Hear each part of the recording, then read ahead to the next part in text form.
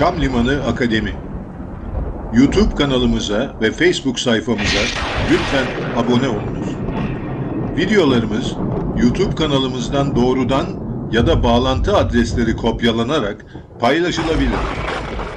Videolarımızın indirilerek isim ve veya içerikleri değiştirilerek kullanılmaları yasaktır.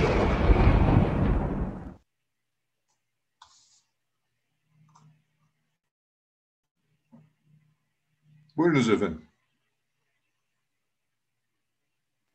Evet, hoş geldiniz arkadaşlar. Nural Cihan'ın.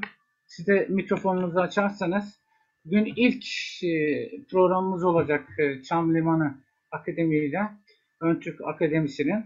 Bundan sonra da iki tane daha programımız olacak. Yine yurt dışından olan arkadaşlarımızla.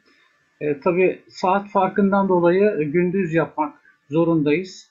Çünkü arada 9 saat gibi bir fark var. Ve bu işbirliği de devam edecek gibi gözüküyor. Haftada bir gün Çam Limanı Akademisi ile işbirliğiyle önümüzdeki aylarda da devam edeceğiz birlikte aylarımıza. Nural Cihan Hanım, tekrar esen olsun. Hoş geldiniz. Açar mısınız mikrofonunuzu?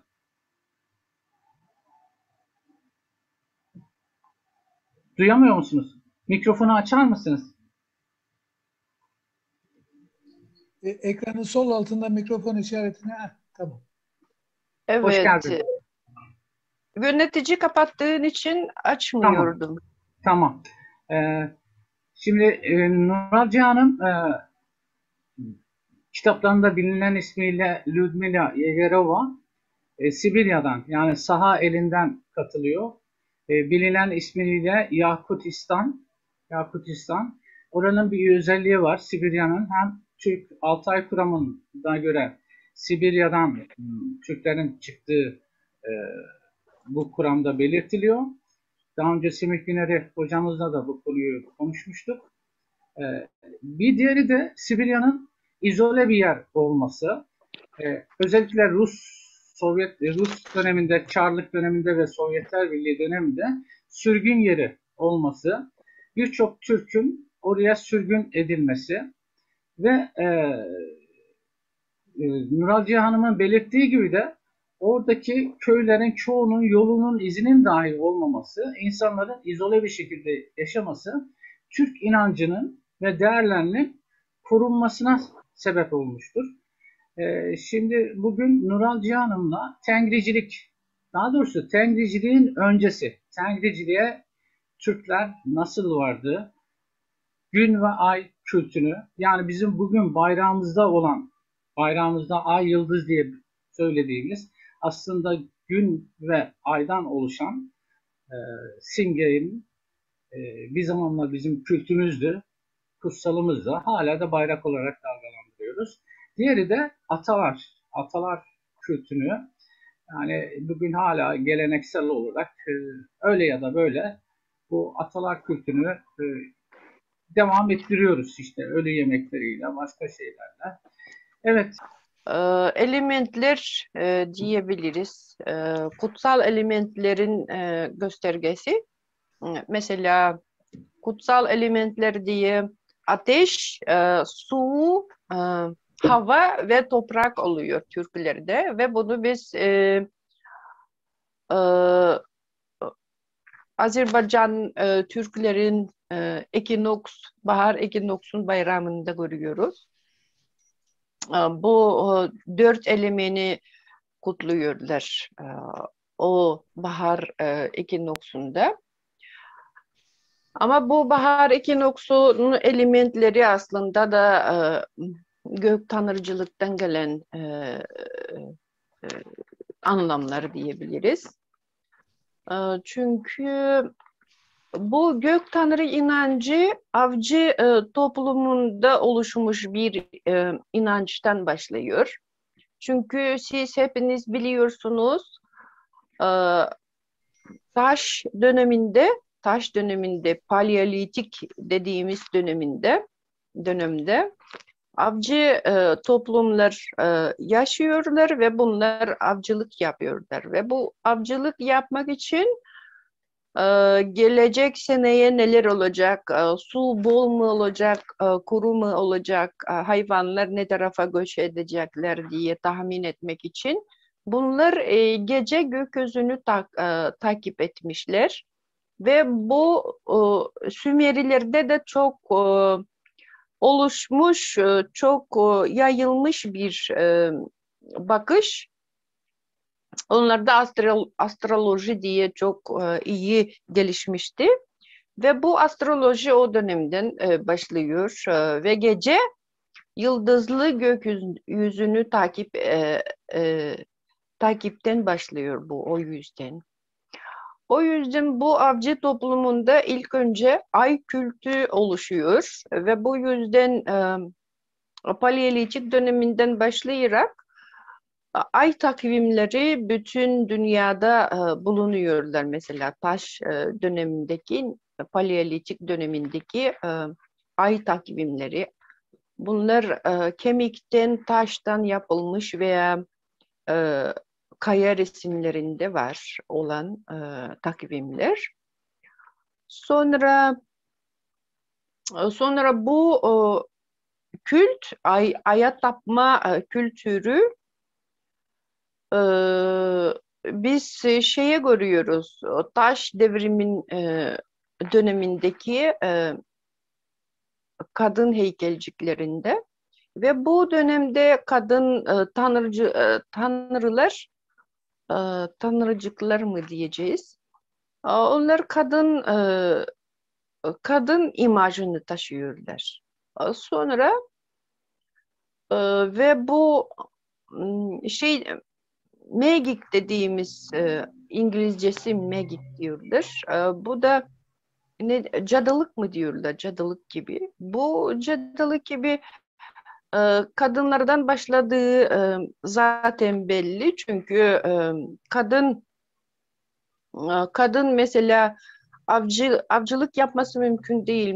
Mesela çocuğu oluyor, hamile oluyor ve sürekli erkeklerden bağımlı oluyor.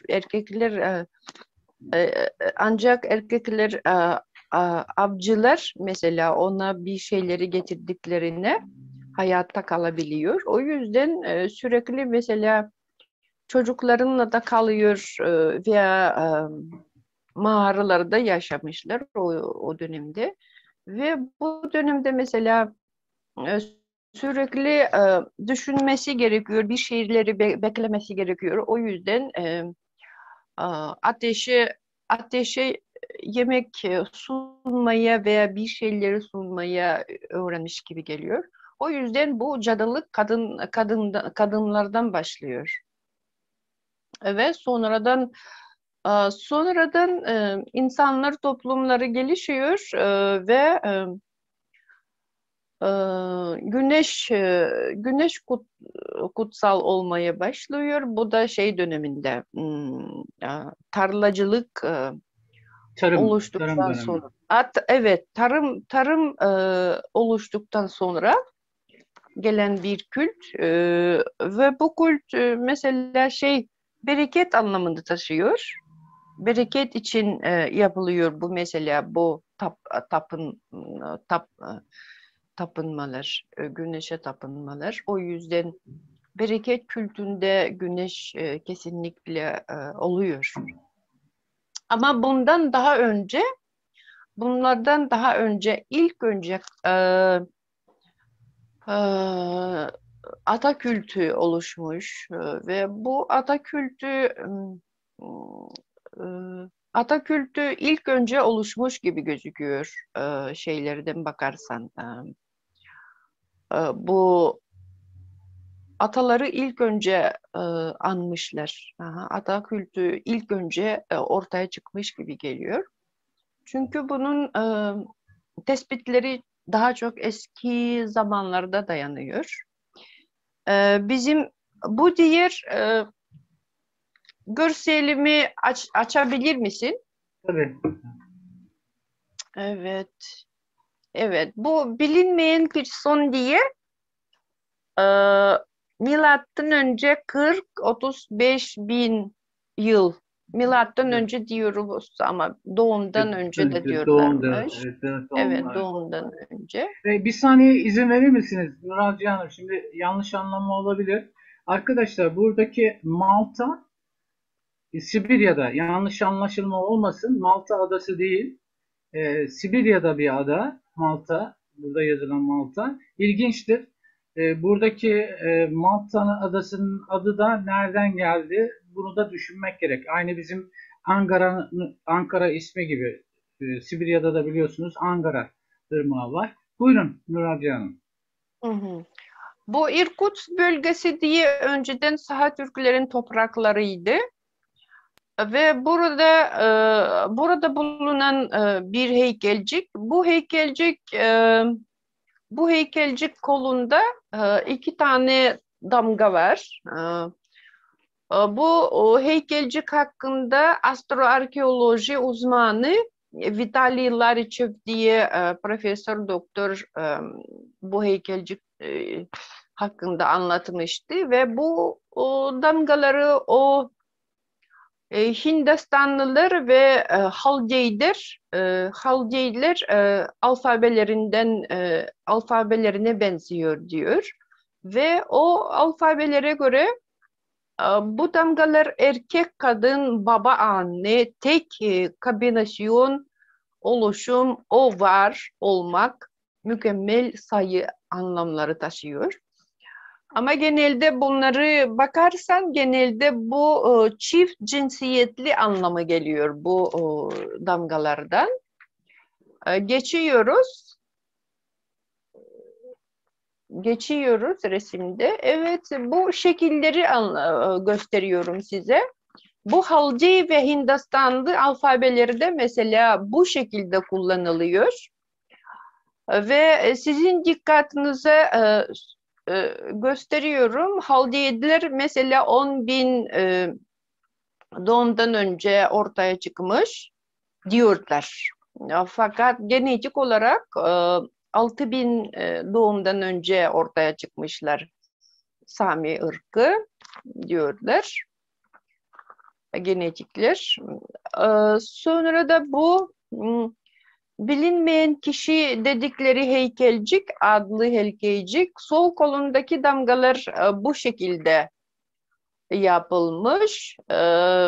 Bunu bakarsan geçiyoruz. Diğer resime geçiyoruz. Evet, bu damgaları tek tek bakarsan bu bir damga kazan şekli diyoruz. Kazan şekli bu da bir tencere gibi bir kazan gibi bir şey sembolü taşıyor ve bu sembol aslında da rahim semboludur. Ana tarafından ataları ifade ediyor. İkinci damga kazık şekli, bu da direkt penis sembolünü taşıyor. Bu da baba tarafından ataları ifade ediyor. Diğer şeye geçiyoruz. Evet. Bu şimdi siz gördüğünüz gibi çift cinsiyetli atalar heykelciyi diyebiliriz. Çünkü bu heykelcik kadın olduğu da o kadar da belli değil. Bunu analoji olarak, benzetme olarak taş devrindeki kadın heykelcikleri benzeterek bunu kadın diyorlar. O önce gördüğümüz heykelciyi. Ama şimdi geçiyoruz. Bu mamut ve kaplumbağa, bu da Hakasya'dan Malaya bölgesinden bulunmuş bir taş. Taş içinde mesela böyle resimler çizilmiş. Bu 33 bin doğumdan önce. Ve bunu bakarsan mesela üstteki mamut, alttaki de kaplumbağa gözüküyor. Bunu bu Larichev Lariçip de incelemişti bunu ve Lariçip diyor bu mamut gökyüzünü gösteriyor ama kaplumbağa da yeryüzünü gösteriyor diyor. Ve bu kaplumbağa üstünde toprak, yer, dünya durduğu mitolojisi çok yayılmış, mitolojilerde yayılmış. Kaplumbağa üstünde duruyor diyorlar bütün dünya. Bu da ilk o mitoloji kaynağı olabilir bu. Bu da Hakasya dediğimiz mesela bu da Türk toprakları, Hakkas Türkleri yaşıyorlar burada. Önceden çok önceden de bu sürekli Türk yaşadığı bir bölge. Sonra mesela bu Mahmut'a gelince bizim Saha Türklerin destanlarında gökyüzünün kıllı direkleri diye anlam var. O da gökyüzünün dört direği diyorlar. Kıllı dört direği diyorlar. Bu da hayvan ayaklarını ifade ediyor aslında. Ve bunu önceden distan araştırmacıları çok şaşırıyorlardı. Neden bu kıllı diye anlatıyorlar, bunlar nasıl kıllı falan diye çok tartışıyorlardı. Ama şimdi de belli oluyor. Bu da hayvan ayakları ve bu hayvan gökyüzü imajını taşıdığını mesela şeylerden de görebiliyoruz. Mitolojilerden çok öncedeki Ari dedikleri ön Türkler aslında o İskitler bütün bu İskitlerin ataları diyeceğiz. Sonra onları İskit olarak adlandırmışlar. Bu da ön Türkler. Ve bu ön Türklerin mitolojisinde mesela gökyüzü at ne diyorlar? Kısrak, dişi at. Evet, kısrak olarak gösteriliyor gökyüzü. Yıldızlar onun şeyi gibi açık renkli kılları gibi anlatılıyor o mitolojide. Ve şimdi sizin dikkatinize bu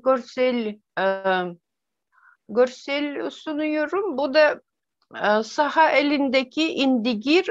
İndigir dediğimiz doğu kuzey tarafında bir ırmak. O ırmağın kıyısında bulunan Börölök diye bir ada var. Börölök. Böyle Börölök dediğimiz Kurt Vadisi gibi anlaşılıyor. Kurtlu bir vadi gibi anlıyorlar. Börölök burada mamut kemiklerini ve mamut kemiklerinden yapılmış eşyaları buluyorlar. Ve bu bir mamut dişinde yapılmış bir resim, çizilmiş resim bu aslında. Ve bu mamutu gösteriyor ve bunu psikoloji uzmanları mesela inceledikten sonra ne diyorlar? Bu mamutu canlı gören insanlar çizmiş diyorlar. Çünkü kuyruğu yukarıya doğru bakıyor ve bunu mesela mamutu canlı görenler bunu yapmış diyorlar o yüzden. Sonra da bu resimde daha çok bizim dikkatimizi çeken ayakları hiper uzun oldukları, çok uzun oldukları bizim dikkatimizi çekiyor. Bu da ne anlama geliyor? İnsanlar mesela abstrak olarak düşünce sahibi olunca mesela ayaklarını uzun yapabilir veya gözlerini büyük yapabilir. Bunu değiştiriyor hayvanın şeklini değiştiriyormuş. Siz Avrupa'daki mağaralarda bulunan resimleri hatırlayın. Orada tam hayvanları resim çizmişler. Bu da mesela bir mitoloji anlamı ortaya çıkmıyor bu resimlerde. Ama bu Börüleh Mahmut'undan bu insanlar mitoloji olarak düşünceleri çok gelişmiş anlama geliyor ve bunlar bu Mahmut'u gökyüzü gibi e,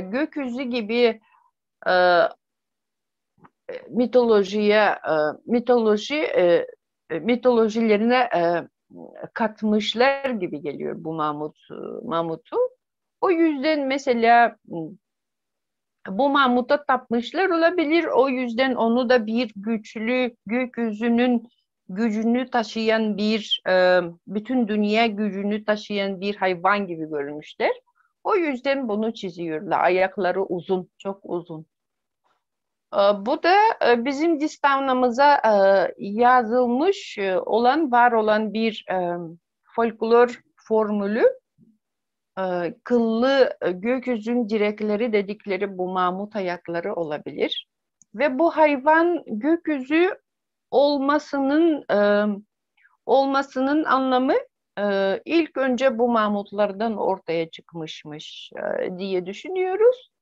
Oysa ki bu e, atı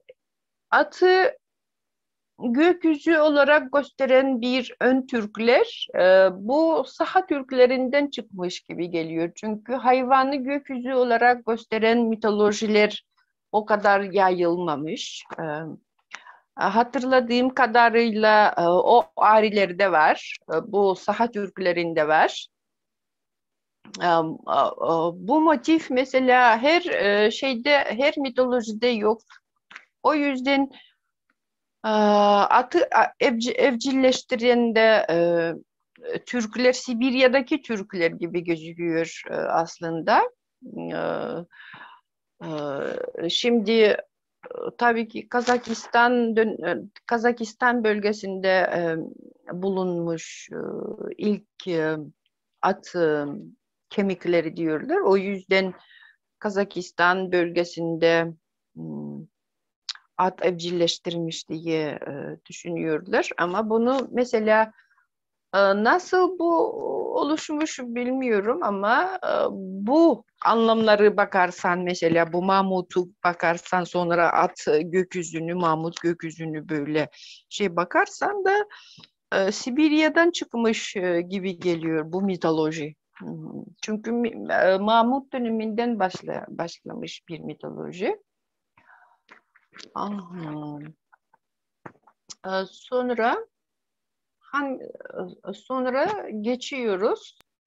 Bunu geçmeden arkadaşlara bir izah edeyim de arkadaşlar bu hayvanın gövdesi gökyüzünü ifade ediyor. Bacakları da gök direkleri terimi var Türk mitolojisinde.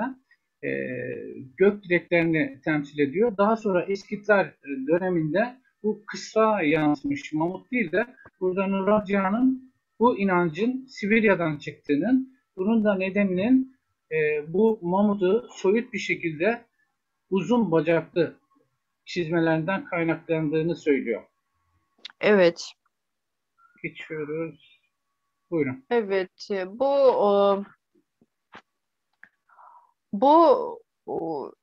Bu önce söylediklerimiz anlamına geliyor. Bu gökyüzünün oluşturan dönemler anlamına geliyor. Ve ilk önce Paleolit döneminde eski taş devri öncesi hatta ata kültü ortaya çıkıyor. Çünkü insanlar tabii ki kendilerinden başlıyor her şeyi. Ve bu ata kültten sonra da ay kültü ortaya çıkıyor. O Paleolit döneminde tam da 50-10 bin sene. Bu 50 ve 10 bin diye neden yazdık? Çünkü bu ay takvimleri bu dönemlerde bulunuyorlar. Sonra Mezolit, Orta Taş devri dönemi. Bu da mesela güneş kültü oluşuyor bu dönemde. Sonra Neolit döneminde klasik gök tanrı inancı oluşuyor. Burada anlatacağımız şey Paleolit döneminde e, gece gökyüzünü takip ederek ay kültünü oluşturmuşlar, avcı toplumları. Sonra da Mezolit bize hayvancılık gelişmiş, sonra da tarla kültürü oluşmuş dönemi olarak biliniyor. Ve bu Mezolit döneminde bütün büyük oturum yerleri e, gözüküyorlar, bulunuyorlar Mezolit dönemindeki. Bu da tarla kültürü çok geliştiğini ve yaygın olduğunu gösteriyor. Ve bu Mezolit döneminde tabii ki tarla kültüründe güneş kültü daha çok e, önem kazanıyor. Önem kazanıyor. O yüzden güneş kültü daha çok gelişiyor ve bundan sonra bu Neolit döneminde ilk önce büyük hayvanlar evcilleştiriliyorlar. O da at mesela demircilik kültürü oluştuktan sonra ancak at evcilleştiriliyor. Ve bu demirci kültü demirciler eşyaları veya böyle savaş aletlerini yapmaya başlıyorlar ve burada şey oluşuyor, savaşçı toplumlar oluşuyorlar. Ve burada tabii ki kadın mesela önceden kadın imajını taşıyan üstteki güçler bunlar sonradan da erkek imajını taşımaya başlıyor Neolitik döneminde. Ve bunu da Altay mitolojisini ve diğer Türkler mitolojilerini inceledikten sonra ortaya çıkıyor. Çünkü mesela Payanay diye üstteki güç bir ruh gibi anlaşılıyor. Bu yer yer ana ruhu gibi Altaylarda. Bu da kadın imajını taşıyor. Ama saha Türklerine gelince Bayanay diye ruh avcı ruhu bu. E, O da erkek imajını taşıyor. Öyle değişmeler olmuş. Aha. Ve Buradaki Neolit döneminde evet klasik gök tanrı inancı ortaya çıkıyor. burada Evet, Nuralcı Hanım'ın bahsettiği ana erkil dönemden baba erkil evet, döneme geçiş. Yani evet. önceleri ana kültü yaygınken, ana erkil toplumlarken bu demircilikten sonra baba erkil topluma geçiş olmuş. Buyurun. O da baba erkil toplumlar daha çok tarımsal kültürü, tarımsal toplumlarda mesela baba erkil kültü daha çok yaygın olmaya başlamış diye düşünüyorum. Çünkü şimdiye kadar göçmen Türklerin içinde mesela göçmen Türklerde diyebiliriz ve göçmen milletlerde hatta kadın daha çok önemli gibi geliyor. Çünkü evi mesela çadır kurma bu kadının işi gibi gözüküyor. Mogollarda olsun, Tıvalılarda, Kırgızlarda olsun, Kazaklarda olsun. Ve bu da daha çok kadının hükmü gibi geliyor. Çünkü ev tutma sorumluluğu büyük bir sorumluluk. O yüzden bu sorumluluğu o kadınlar taşıdıkları da göçmen toplumlarda daha çok anaerkil daha çok yaygın diye düşünüyorum. Evet, ben konum bitiyor. Sonradan başka şeyleri anlatabilirim. Mesela bu ilk resime geçebilir miyiz lütfen? E, Evet, burada mesela bu anlam bizim bir senelik kutsal günlerimiz var. O da kutsal günler 4 tane. Bir de güneşe tapma, bir de aya tapma. O güneşe tapma 22. Haziran, 21. Haziran. Sonra aya tapma şeyde oluyor, sonbaharda. Sonra e, toprak dediğimiz ata kültüne bağlı. Çünkü biz atalarımızı toprağa veriyoruz. O yüzden toprak ata külte bağlı. Bu ata kültü bizde şeyde oluyor. Aralık ayda, 21. Aralık ayda başlıyor. Bunu da saha türküleri tenha diyoruz. Biz tanha diyoruz.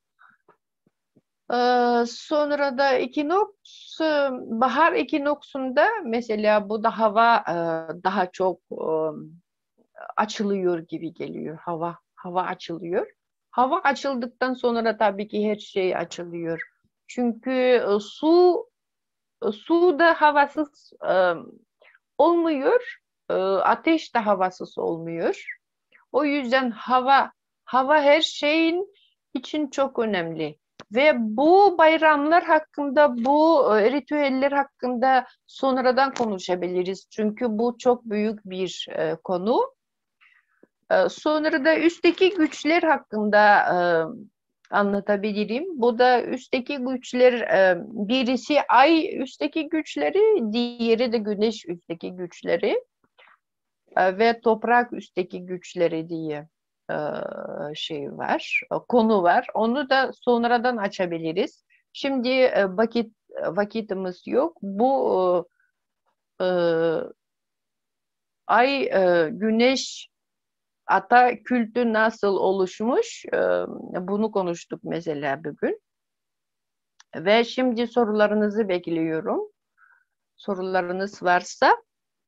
Ee, Bana daha önce bir iki örnek vermiştiniz bu inançlardan. Hani Sibirya'daki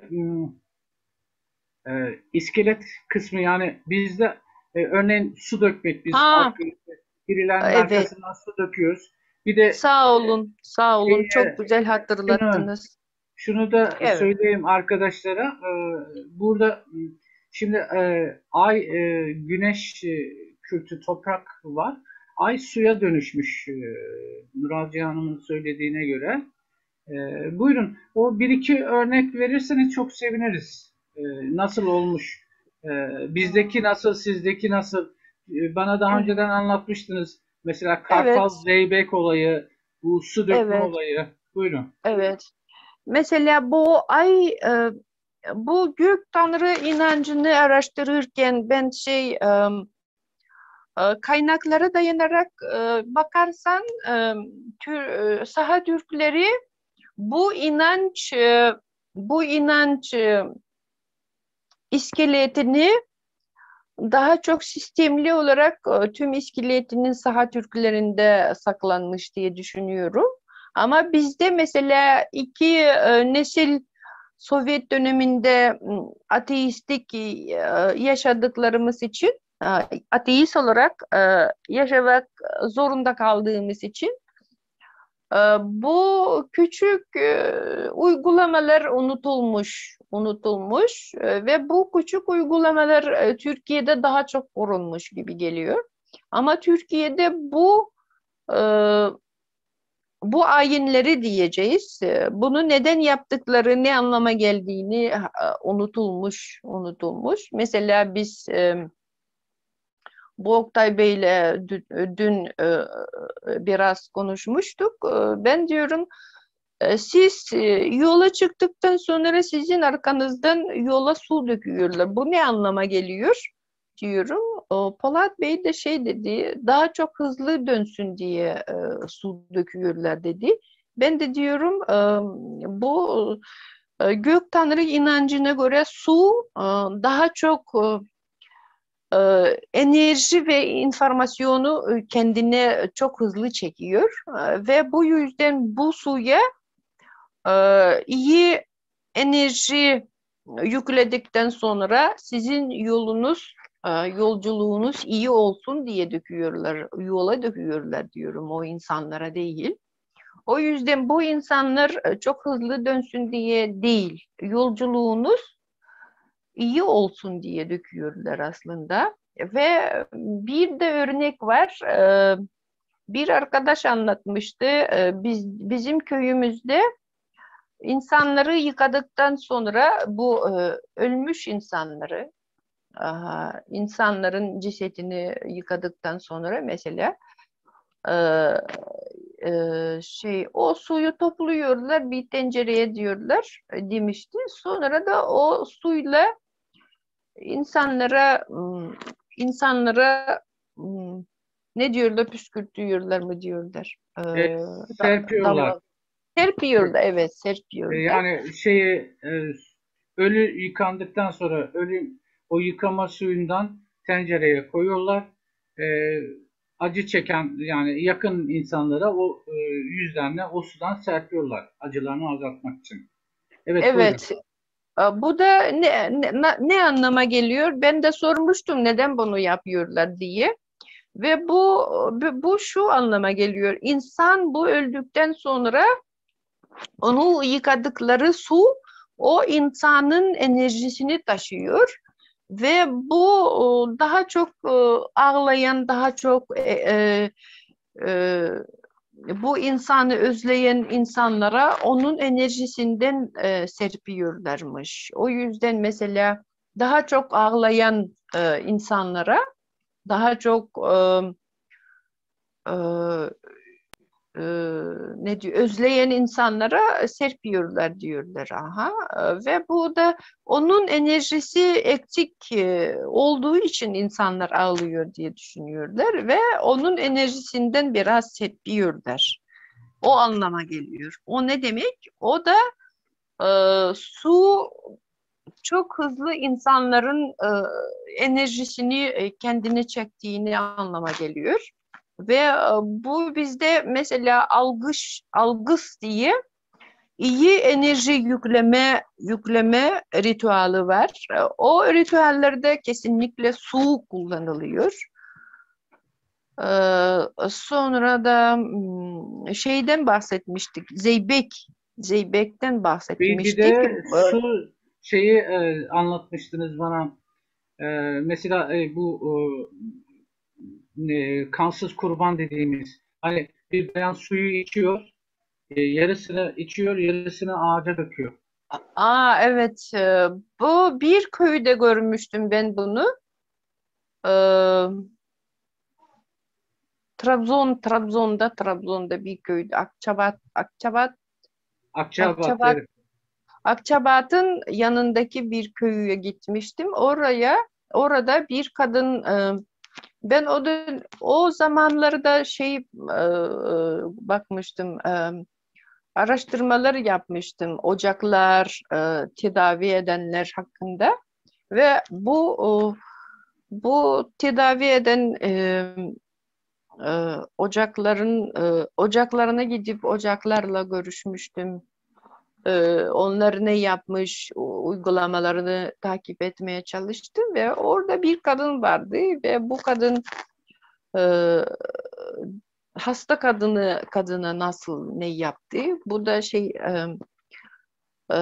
bir kapa böyle su aldı. Bu su aldıktan sonra o suya bir şeyleri yaptı.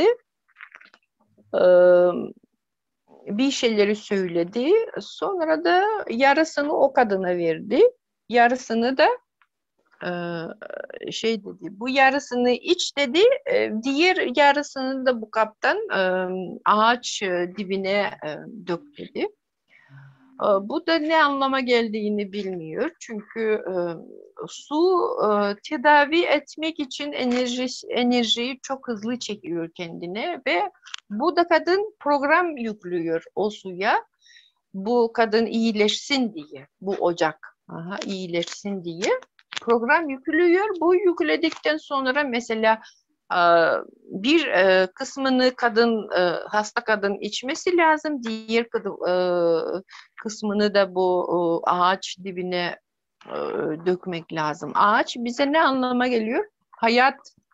Hayat kökeni gibi anlama geliyor. Mesela Hayat hayat ağacı a- diyorsunuz. evet Hayat ağacı sözü. hayat ağacı ve bunu mesela bir tarafı da o ağaca dökülünce mesela bu kadına yardım etmek gerektiğini anlıyordu. Bu e,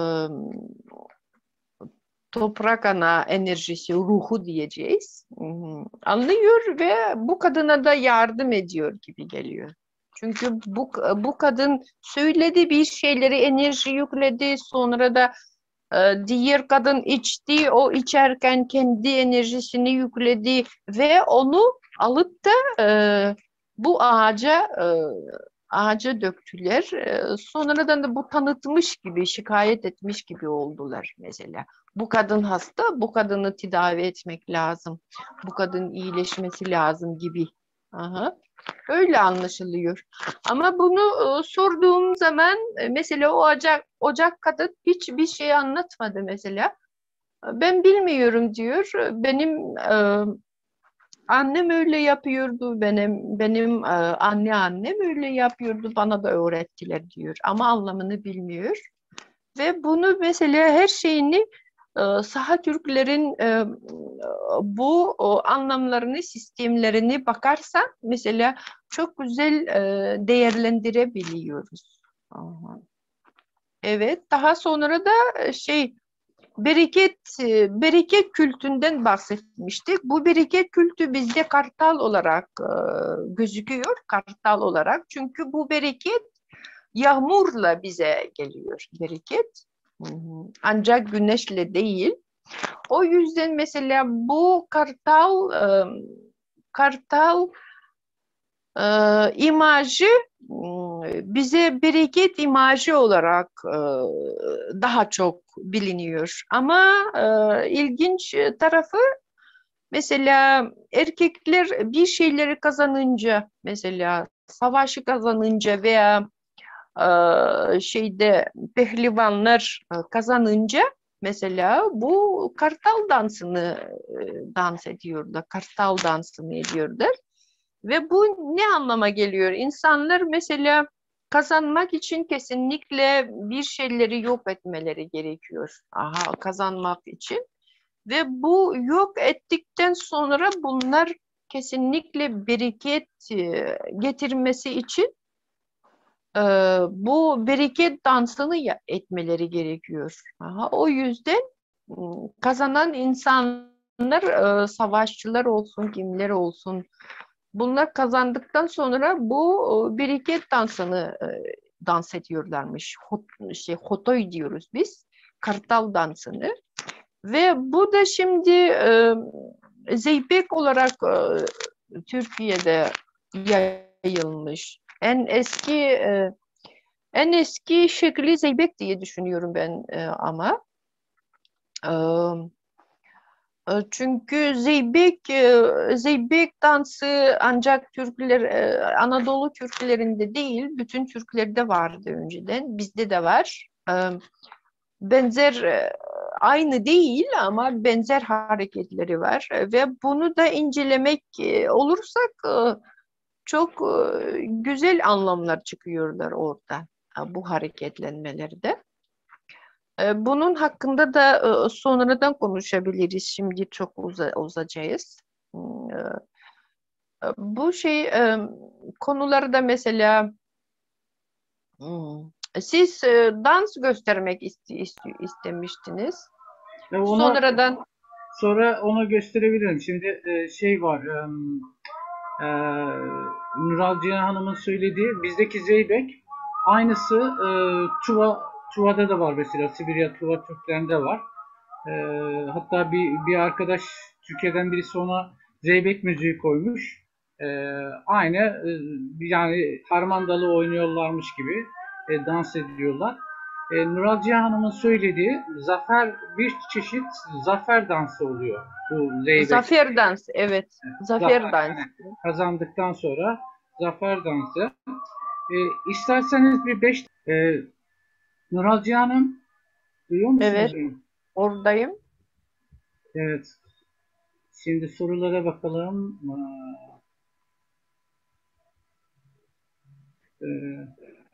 Şey soruyor. Barbaros Bey'den geliyor sanırım.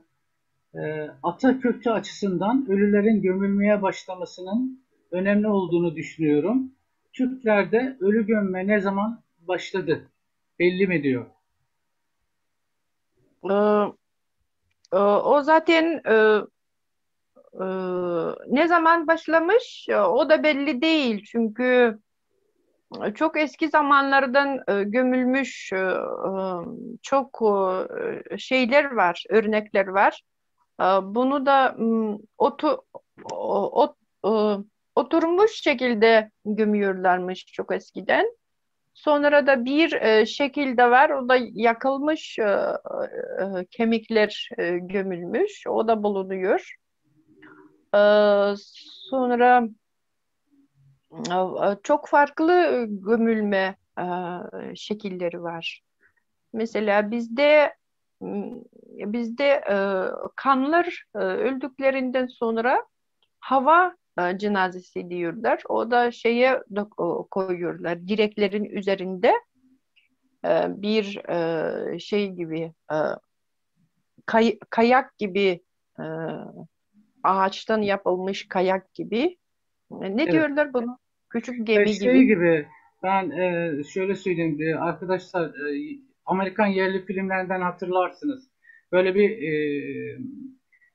ağaçtan yapılmış şey gibi, çardak gibi. Onun üstüne Evet. koyuyorlar. Orada Ya işte, akbabaları mı bekliyorlar? bizde de onu çardak diyorlar. Aslında Çardak diyoruz. çardak da Evet, yok, diyorlar. Evet. çardak deniyor.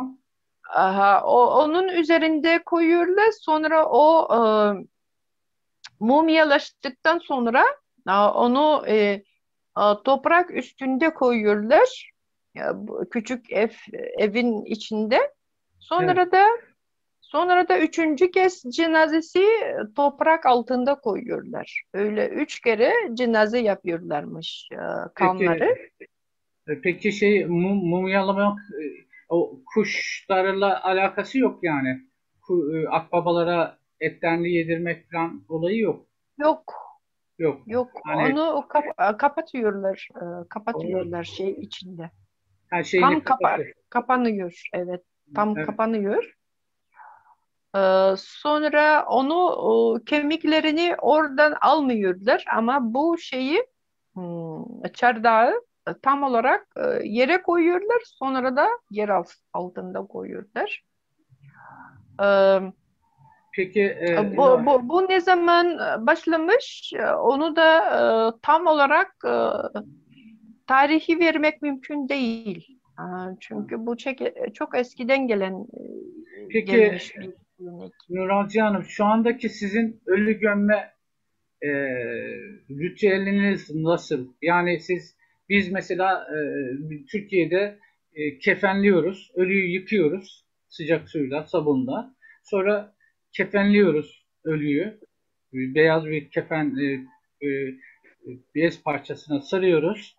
Ellerle kavuşturuyoruz böyle birbirine. Çapraz bu eski Kürt şeyiyle, Tanrı işaretiyle yapıyoruz. Ondan sonra sarıyoruz ve bir mezar eşiyoruz. Onun içine bir tane bölme yapıyoruz. E, Ölüye yani cenazeye toprak değmeyecek şekilde onu taşla kapatıyoruz. Daha sonra ölüyü gömüyoruz. Sizde şu anda nasıl bu ritüel? Bu size İslam'dan gelen bir gelenek. Çünkü Türklerde o kefen falan diye anlamı yoktu ki. Aha. Yok Sonra diğerleri kefenlemiyor. Arap Arapların Arap gelenekleri bu. Aha. Ama Türklerde eskiden bizde mesela bizde insanın önceden ölmeden önce hatta Bizde şimdiye kadar yaşlı insanlar benim cenaze elbisem diye e, en sevdikleri elbiselerini koyuyorlar. Bu da eskiden e,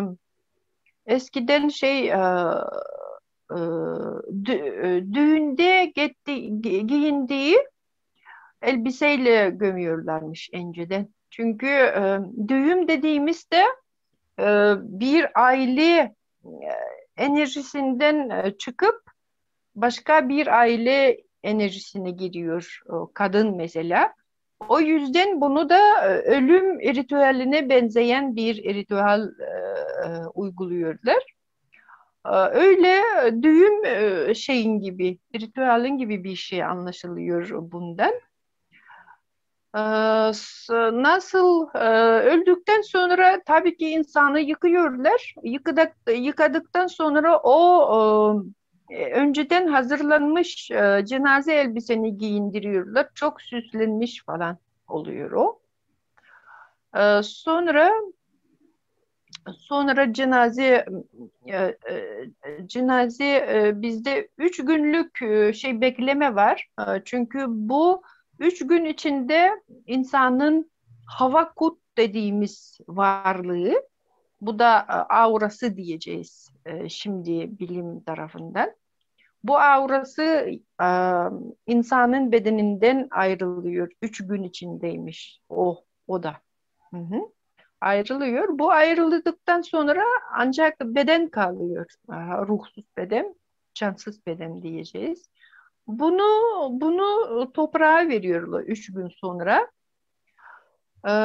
Sonra da dokuz gün sonra da bir tören yapılıyor. Bu da şey anlamına geliyor. Herhalde diyorum. Çünkü bunu tespit etmek çok zor. Hmm.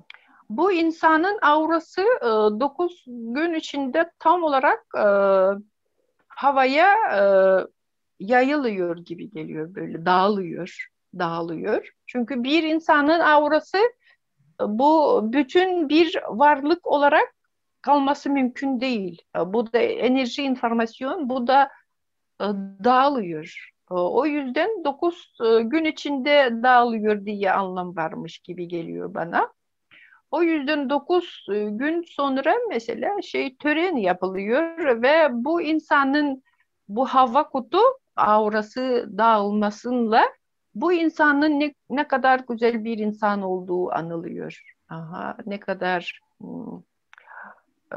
güzel insandı, böyle böyle şeyleri vardı diye anılıyor.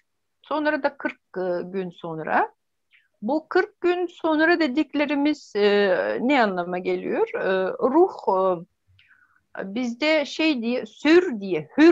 hür diye bir varlık var. Bu da manevi ruh anlamına geliyor. Ve bu manevi ruh 40 gün sonra bedenden ayrılıyormuş. Bedenden ayrılıyor 40 gün sonra. O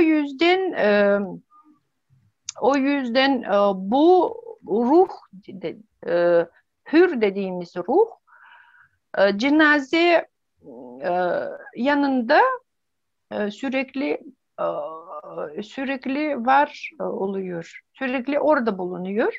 O yüzden cenaze yerlerinde mesela ışıkları görüyorlar insanlar. Bu da ölmüş insanların ruhları gibi anlaşılıyor.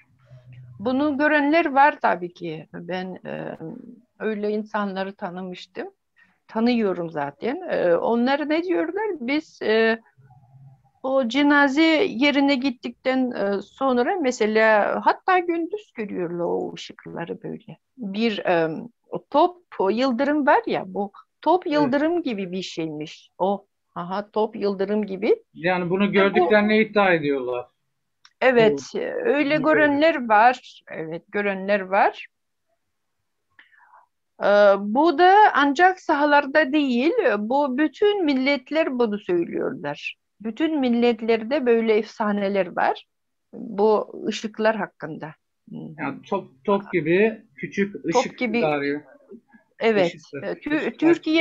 Türkiye'de de bunu görenler var. Bu ışıklar bu insanın hür dediğimiz ruhları ve bu 40 gün sonra ayrılıyormuş bedenden. O yüzden o yüzden bize inanç var, şey diyeyim.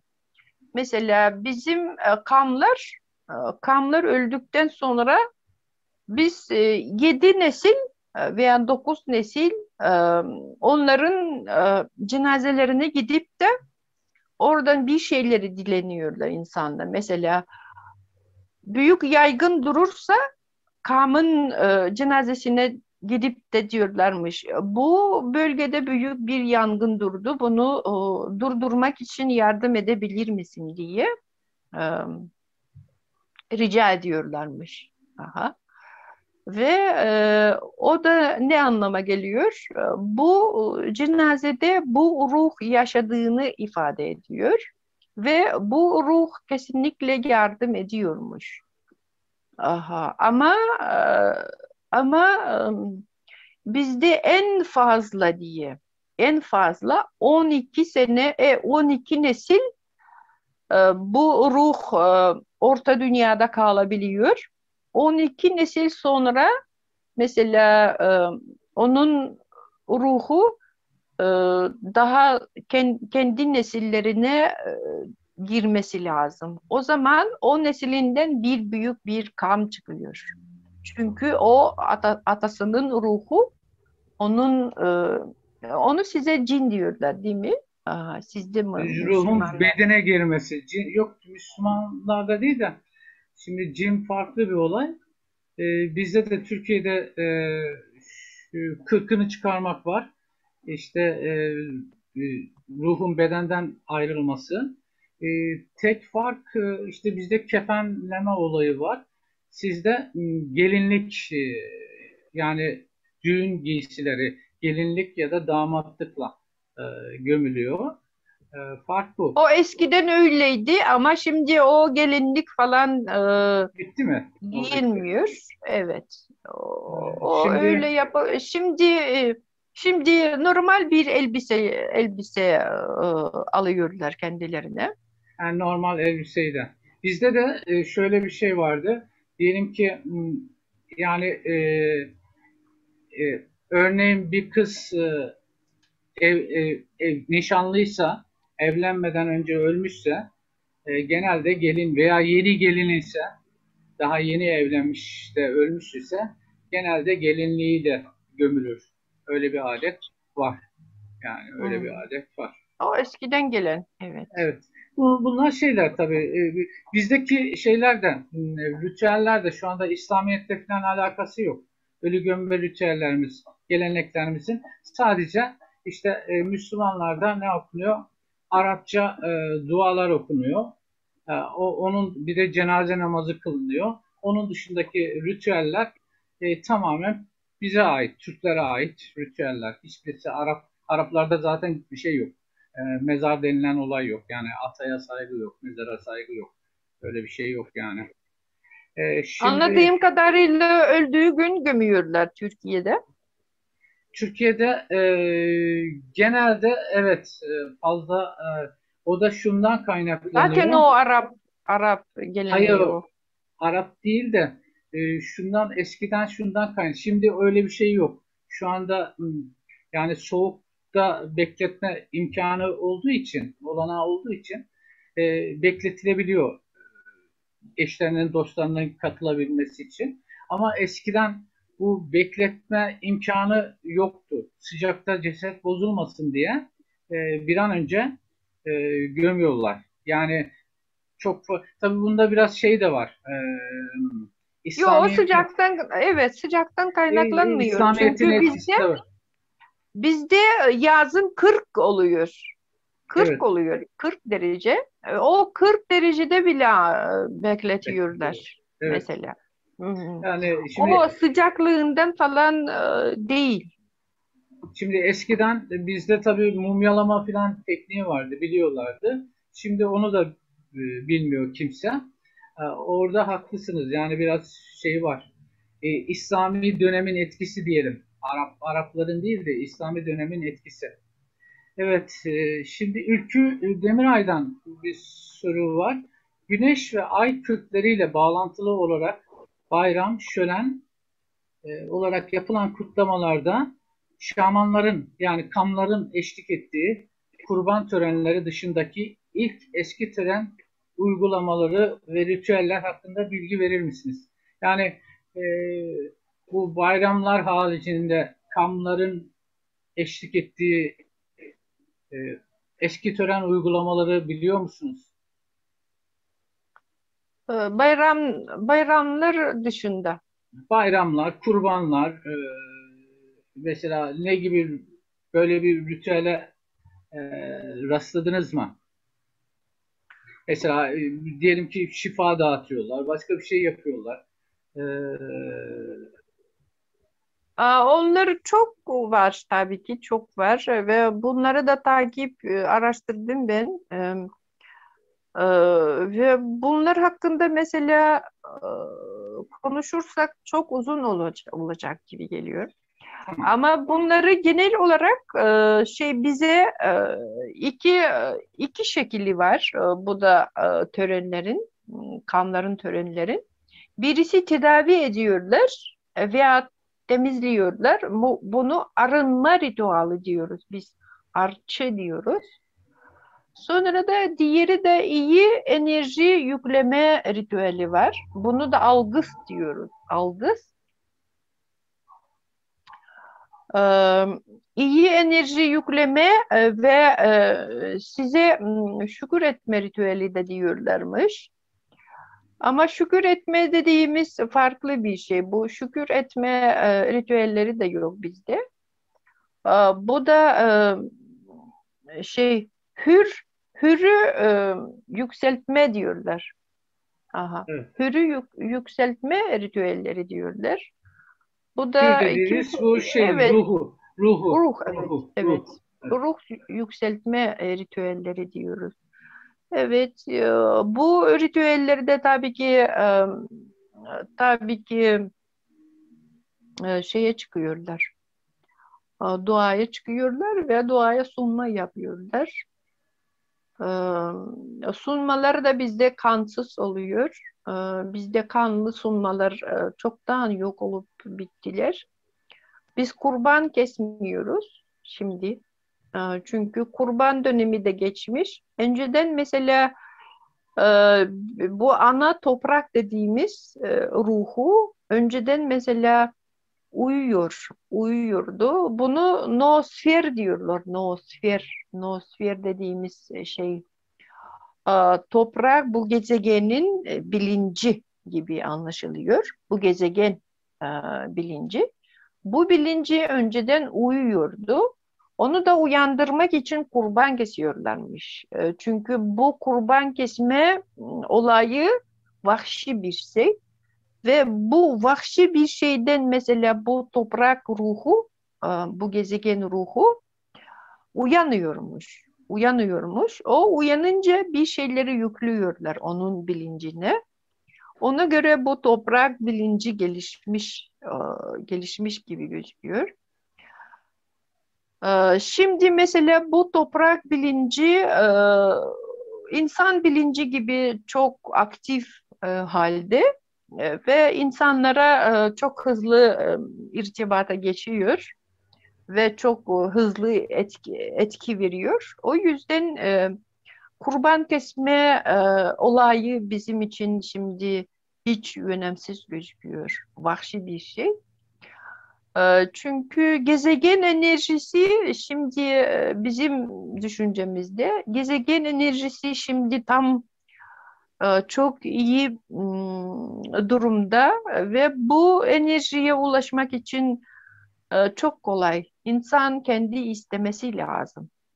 Ancak kendi istemesi ve o enerjiye ulaşması lazım şey olarak, mental olarak, fikir olarak, e, düşünce enerjisi olarak ve ancak iyi niyetli düşünceleri kabul ediyor ve ona etki veriyor. Kötü niyetli düşüncelere ceza koyuyor. O yüzden cezalandırıyor. Bunu böyle biliyoruz şimdiki biz Yani sahalar. şimdi siz yani geçmişte işte doğal afetlerden şunlardan filan korunmak için yani toprak anaya e, kurbanlar sunuluyordu, kanla besleniyordu. Şimdi artık diyor, saha inancında diyor ki artık o dönemler geçti. Artık kendi kalbini temiz tutacaksın, düşüncelerini temiz tutacaksın.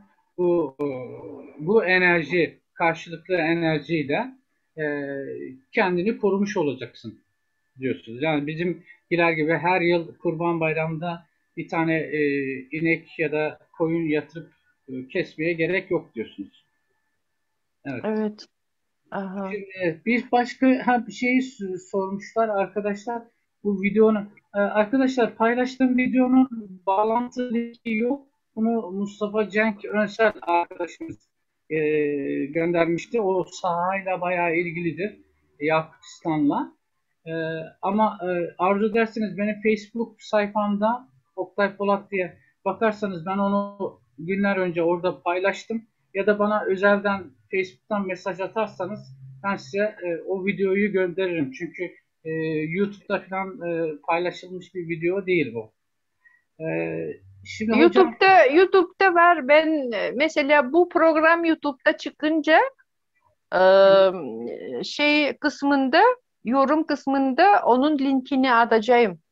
öyle mi? Var mı sizde? Evet, Tamam, var. tamam. Ben çünkü Türkiye'den bulamadım. Bu YouTube'da belki şeyi vardır. Zaten bunu ben paylaşmıştım şeyde Facebook'ta. Ondan aldılar arkadaşlar. Öyle mi? Ha, Evet. güzel, güzel. E, size bir soru var. Saka ile. Biz Saka diyoruz. Ben şimdi Saka. paylaştım linki. İsteyenler oradan bakabilirler. Öyle mi? Tamam. Evet. Tamam. Çok güzel. Saka saha Saka eli. Biz Saka diyoruz, siz saha diyorsunuz. Yakütistan Cumhuriyeti ve hükümeti Türk Konseyi'ne gözlemci ülkede olsa katılabilir mi diyor. Biliyorsunuz Türk Konseyi var. Ona katılmayı düşünüyor musunuz? Yoksa öyle bir şey katılabilir misiniz? Yok, onu biz katılabilirdik de e, anladığım kadarıyla Rusya orada başvurmuş. Biz Rusya içinde yaşadığımız için Rusya siyasi dışında mesela onu hareket etmemiz mümkün değil gibi gözüküyor. Çünkü Evet, biz bir ülkede yaşıyoruz. Bunu Rusya başvurduğu çoktan oldu. 10 sene oluyor herhalde. Onu o konseyde kabul etmediler. O yüzden mesela biz de etkisiz kalıyoruz burada. evet, Mesela Rusya başvurusunu yaptı ama orada kabul edilmiyor Rusya. evet. Tamam. Sizin şimdi buradaki sorun e, yani özerk cumhuriyetsiniz. Dışarı yani Rusya'nın izni olmadan yani dış ilişkilerinizi Rusya e, yapıyor. Yani sizin dışarıyla ilişki kurmanız mümkün değil Rusya'nın dışında. Ofisiyel olarak tabii ki ofisiyel olarak öyle. Çünkü Rusya'nın kendi siyasi e, ne diyeceğiz siyasi Politik tarafında evet politika yüzünden bu oluyor. Bunu mesela politika yüzünden. Niye o konsey Rusya'yı kabul etmiyor? Bu da bizim için bir sır. Çünkü Rusya içinde Türkler yaşıyoruz ama oradaki konsey bizi kabul etmek istemiyor gibi anlıyoruz biz. yani orada politik olarak bir sıkıntı var sanırım. Evet, Politik politik olarak olarak sıkıntı var. Evet. Mustafa Kenan Bey güzel bir şey söylemiş. Bu bizde çok yapılır. Annem bana sınavlara gitmeden önce bir bardak suya dua okur ve içirirdi. Bu da suya enerji yüklenmesiyle ilgili değil mi demiş. Bu Ha, evet tabii, bunu yapıyorlar. tabii. Suya Evet, okumuş suyu içirmek. Evet. evet. Çocuklarına mesela başarılı olsun diye tabii ki orada anne olarak enerji yüklüyor. Sonra Evet. da çocuğuna veriyor. Bu Ee, çok güzel bir şey, uygulama. Çok güzel uygulama. Ee, evet, burada Türkan Dikmen sormuş. Hodoy, Zeybek ile T damgası arasında bağlantı kurulabilir mi? Göbekli Tepe'de bulunan T sütunlarına anlam verilememişti. Zafer dansı dediğimiz danstan şekil yoluyla tanga harfe geçmiş olabilir mi? Yani bu T harfi. O- Olabilir tabii ki, olabilir. Çünkü bu şey gibi anlaşılıyor. T dediğimiz direk, gökyüzünün direği. Ondan da iki tane şey çıkıyor. Bu da bir bulutlar gibi gözüküyor ve bulutlardan yağmur yağışı gibi bir şey. Bu Evet, da sanki. bereket, evet, bu bereket anlamına geliyor yağmur o yüzden. Ve bu yağmuru da getiren kartal olduğu için mesela bu da kartal kanatları da gibi anlaşılabiliyor. Bu iki Yani şey. o, evet, oradaki şey de olabilir, yani o Olabilir. T Aha. harfi olabilir. Müge Gürses yazmış. Japon bilim adamı Suyun Gücü isimli bir kitap yazmıştı. Birçok deney içeriyordu.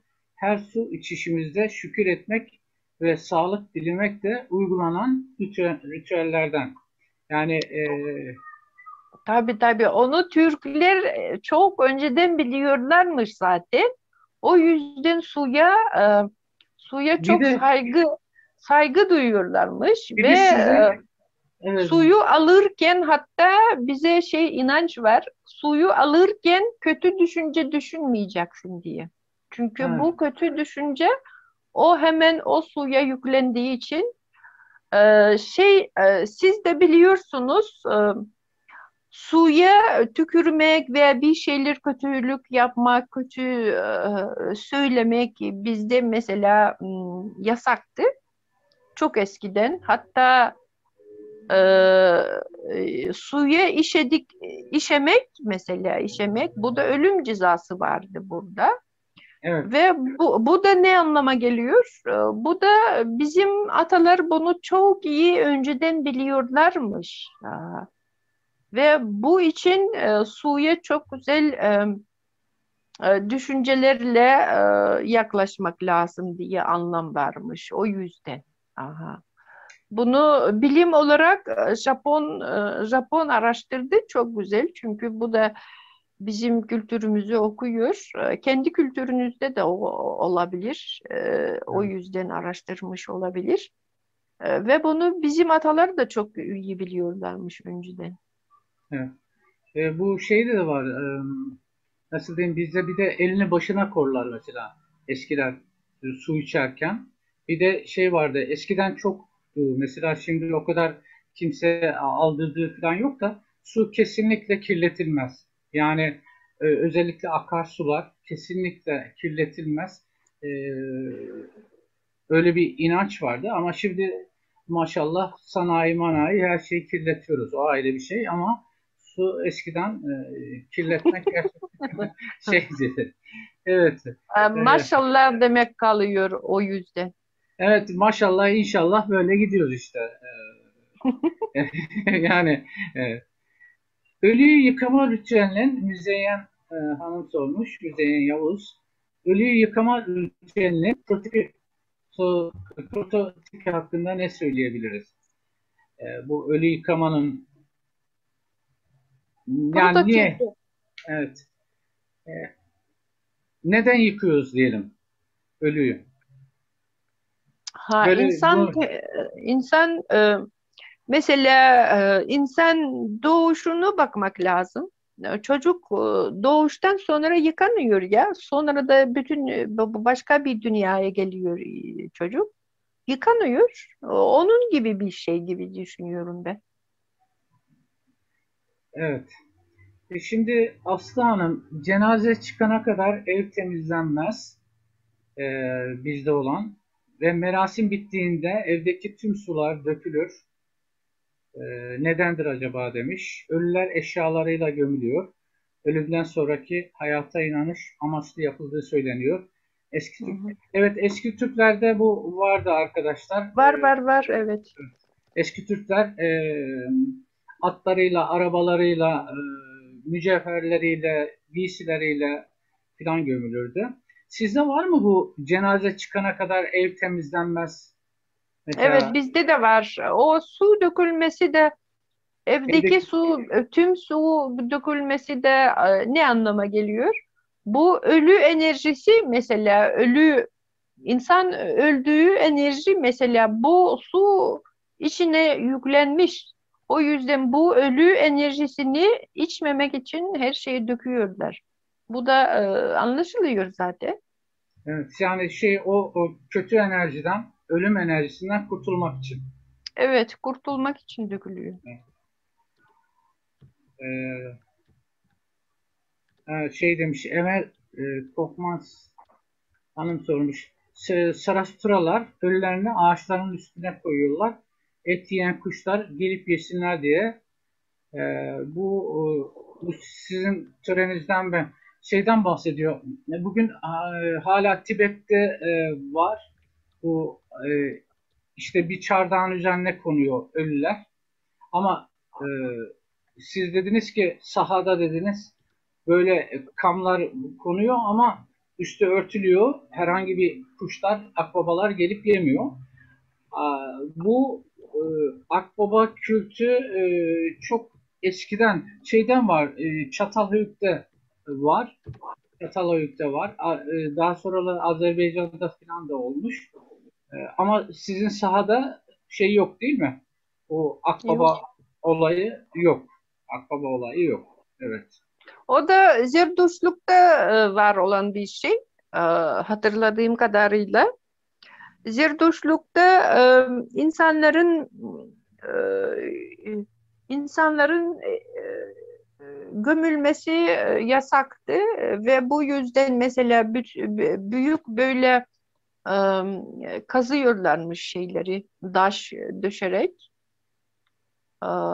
kazıyorlar ve orada çukur gibi bir şey ve orada kemikleri atıyorlar havada yırtıcı kuşlar, hayvanlar bu insan cesedinin etlerini yedikten sonra ancak kemikleri kalınca o taşla döşenmiş çukura atıyorlarmış. Aha, çünkü insanın vücudu toprak ile şeye gelmesin diye. Ha, Hmm, etsiz kemik kalsın sadece. Et, Evet, kontakt etle, olmasın diye. Toprak etle, ile ölü et enerji, temas evet, etmeyecek. temas etmesin diye yapıyorlarmış. Ama bizde öyle bir şey anlam yok. Anladım. Yoktu önceden de. Çünkü bizim mezarlıklar Zerduştluk öncesinden de gözüküyor. O da toprağa verilmiş gibi gözüküyor. Evet şeyler var. Eski şimdi bayağı çıkıyor işte İskitler döneminden kalma mezarlarda yani mumyalanmış Evet, olarak evet. duruyor. Türklerde yok o. Ama şeylerde Tibet'te filan hatta rahipler filan e, bu işte gözlemliyorlar benim hatırladığım kadarıyla işte önce hangi gözünü yedi akbabalar işte sol gözünü yediyse ondan bir anlam çıkarıyorlar. Yani o O farklı bir Zerduştluktan gelen bir gelenek. evet, Bu da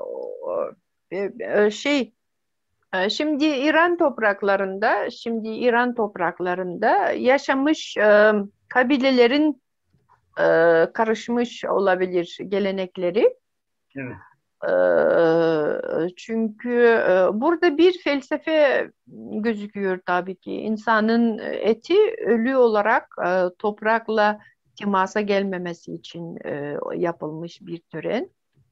Ama bizde ölü enerjisi, ölü anlamı yok oluş ile bağlı değil. Biz öldükten sonra da yaşıyoruz.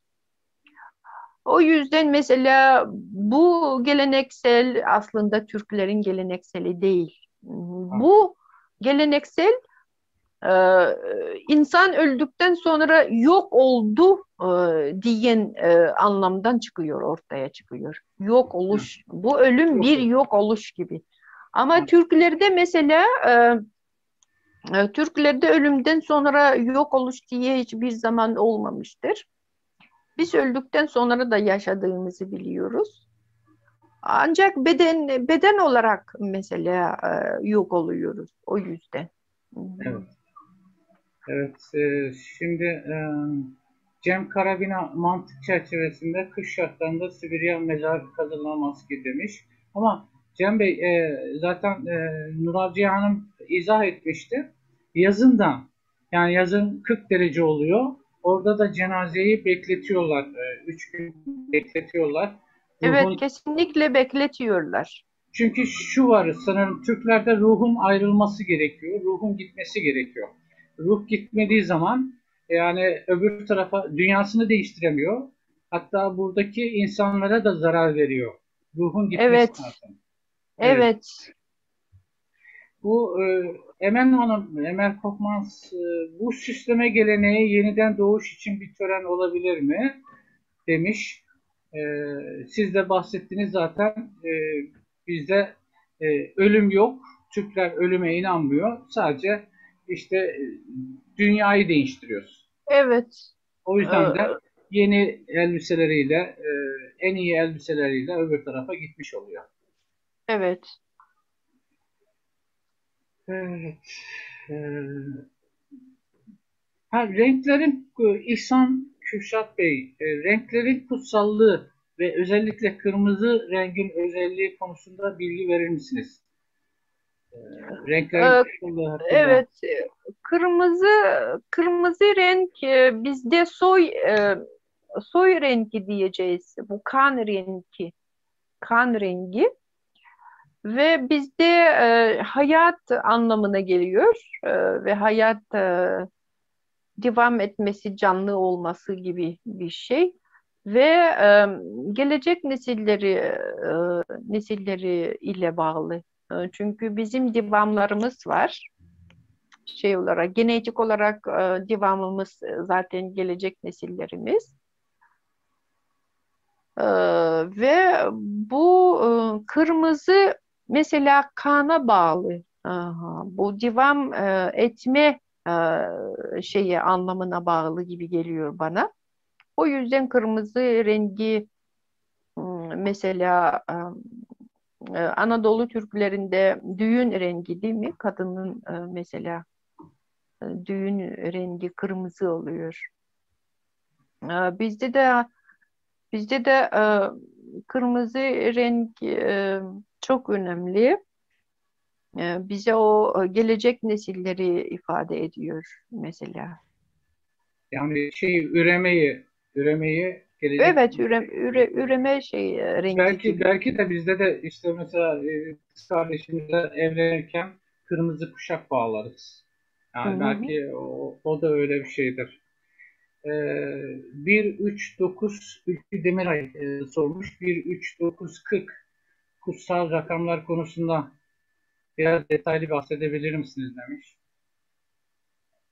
Ee, Yok o kadar da ben onların bu konuda o kadar uzman gibi kendimi hissetmiyorum ama anlattığım gibi ölümden sonra 3 gün, 9 gün, 40 gün anlamı neden çıktığını zaten anlattım. Evet, Ondan evet. fazlasını söylemek mümkün değil.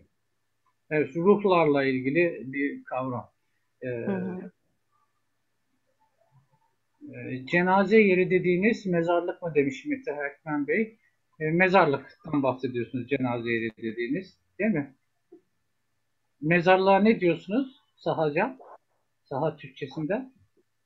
Saha Türkçesinde Saha Türkçesinde biz kömü diyoruz. Kömü. Kömü. Kömü. Gömmek. Gömmek. Gömmekten. Evet, kömü. Marina Bilge, Daha şey diyorlar, kihi umuğa diyorlar. evet, İnsan kemikleri diyorlar. Kihi anladım. umuğa. Hı hı. Marina Bilge söylemiş. Ortodokslukla tamamen aynı gelenekler var demiş. Bu şeyi de aslında bu e, Hristiyanlığın nasıl yapılandırıldığını da konuşursak bir gün neden bu geleneklerin olduğu daha ortaya çıkar. Sevilay Evet. Ölmez, şamanizm ve gök tanrı inancı arasında bağlantı ya da benzerlik var mı? Evet, Zaten şamanizm diye bu bilim adamları, Avrupa bilim adamları anlattılar kamlık fenomenini. Ama bu ayrı ayrı inançlar değil. Gök Tanrı inancı ve kamlık zaten bir inanç. Aha, bir inanç. Kamlık dediğimiz bu bilgiyi pratik olarak kullanan ve bu bilgiyi pratik olarak uygulayan bir insan. Aha. E, Ama diğerleri mesela tedavi etmesi bilgisiz tedavi etmek için bilgisiz birisi mesela millet içinde bakarsak bilgisizler bunlar enerjileri az insanlar mesela kendilerine tedavi etmeleri mümkün değil. Yakınlarına tedavi etmeleri mümkün değil. O yüzden mesela kamları çağırıyorlardı. Ama bu kamlar bu gök tanrı inancını tamamen bilmiş, öğrenmiş insanlar ve bunlar pratik olarak bu bilgileri uyguluyorlardı. Aha. O yüzden kamları farklı şamanizm diye bir farklı bir inanç, gök tanrı diye bir farklı bir inanç gibi görmeyin lütfen. Aha. Çünkü e, bizde öyle bir şey yoktu aslında. Ama şimdi tırnak içinde o akademisyenler çıktılar ve bunlar diyorlar ki kamlık, şamanizm ve gök tanrı inancı ayrı ayrı birbirine benzemiyor diyorlar. Bunu anlamak mümkün değil. Çünkü nasıl olur da bu bilgileri biz hala yaşıyoruz? O suyla bilgileri mesela. Hı hı. Bunları yapıyoruz ama mesela uygulamasını uygulamasını biz bilmiyoruz. Ama kamlar bunu biliyorlar ve uyguluyorlar. Aha, o yüzden bunları ayırmak doğru değil. Hmm. evet, bir de bunun şu var aslında biraz da politik mesele. E, yani son yıllarda diyelim e, özellikle Türk dünyasında Tengriciliğe karşı büyük bir yöneliş var. E, buradan da tabii şu var, Gök Tanrı inancı Türklere özgü bir inanç. Kamlık da bunun içinde olan bir şey. Yani ayrı bir kamlık inancı falan yok. Şamanizm deyince çok geniş bir alandan bahsediyoruz. Yani şamanizm Sibirya'dakine de şamanizm deniyor. Efendim işte Afrika'dakine de şamanizm deniyor. Ama Afrika'dakiyle Sibirya'daki birbirinden çok farklı. Yani e, Türkler binlerce yıl önce tek tanrıya inanıyordu. Yani gök tanrı diyorlardı. Gök tanrı diyorlardı. Yani çoğu yerde daha dün tek tanrılı hayatı Evet, yapıldı. affedersiniz ben böyle daha anlatabilirim mesela. E, e, Bu neden şamanizmi farklı bir şey gibi göstermeye çalışıyorlar? Çünkü şamanizm içinde çok farklı gelenekler var. Türklerin şamanizmde mesela bu galüsinasyon yapan bir malzeme kullanmıyorlar bizim kamlar. Mesela mantarları yiyorlar, bir şeyleri içiyorlar. Aha. ne diyorlar, bu kanabis içiyorlar falan Evet. bir şeyleri yapmak için. Bizim kamlıklarımıza bu gelenek hiç yoktu. Ama şimdi kamlığı bu uygulamalara, kötü bir şeylere bağlamaya çalışıyorlar. Anladığım kadarıyla bütün dünyada bunu yapıyorlar. Ancak Türkiye'de değil. Ve bu kamlık kesinlikle bu mantarlarla, bu bu uyuşturucularla kazanabileceğin hakkında anlatıyorlar insanlara şimdi. Ama bizim geleneklerimize bunlar hiç yoktu aslında, hiç yoktu. Bizim kamlar hiçbir zaman bir şeyleri kullanmamış. Ve onun hakkında bütün Türk mitolojisinde de yok. Bütün Türk soyluların efsanelerinde de yok. Bunu hiçbir zaman biz kullanmamışız. Ama şimdi biz gök tanrıcıyı hatırlarken mesela bizim kendi öz inancımızı canlandırmaya başladığımızda bize bunu şey yapmaya çalışıyorlar. Ne diyorlar? Ee, e, ekle Aşağılamaya çalışılıyor. Yani bir taraftan öyle aşağılamaya, bir taraftan da bu gelenekleri bizim içimizde sokmaya çalışıyorlar. evet. Sanki bizim kamlar Empoze bunu etmeye yapmış. çalışıyorlar. Evet, empoze etmeye çalışıyorlar bunu bize. Ama bu hiçbir zaman bizde yoktu. Ama şimdi mesela şamanizm desen hemen uyuşturucu geliyor aklına. İnsanın aklına şimdi.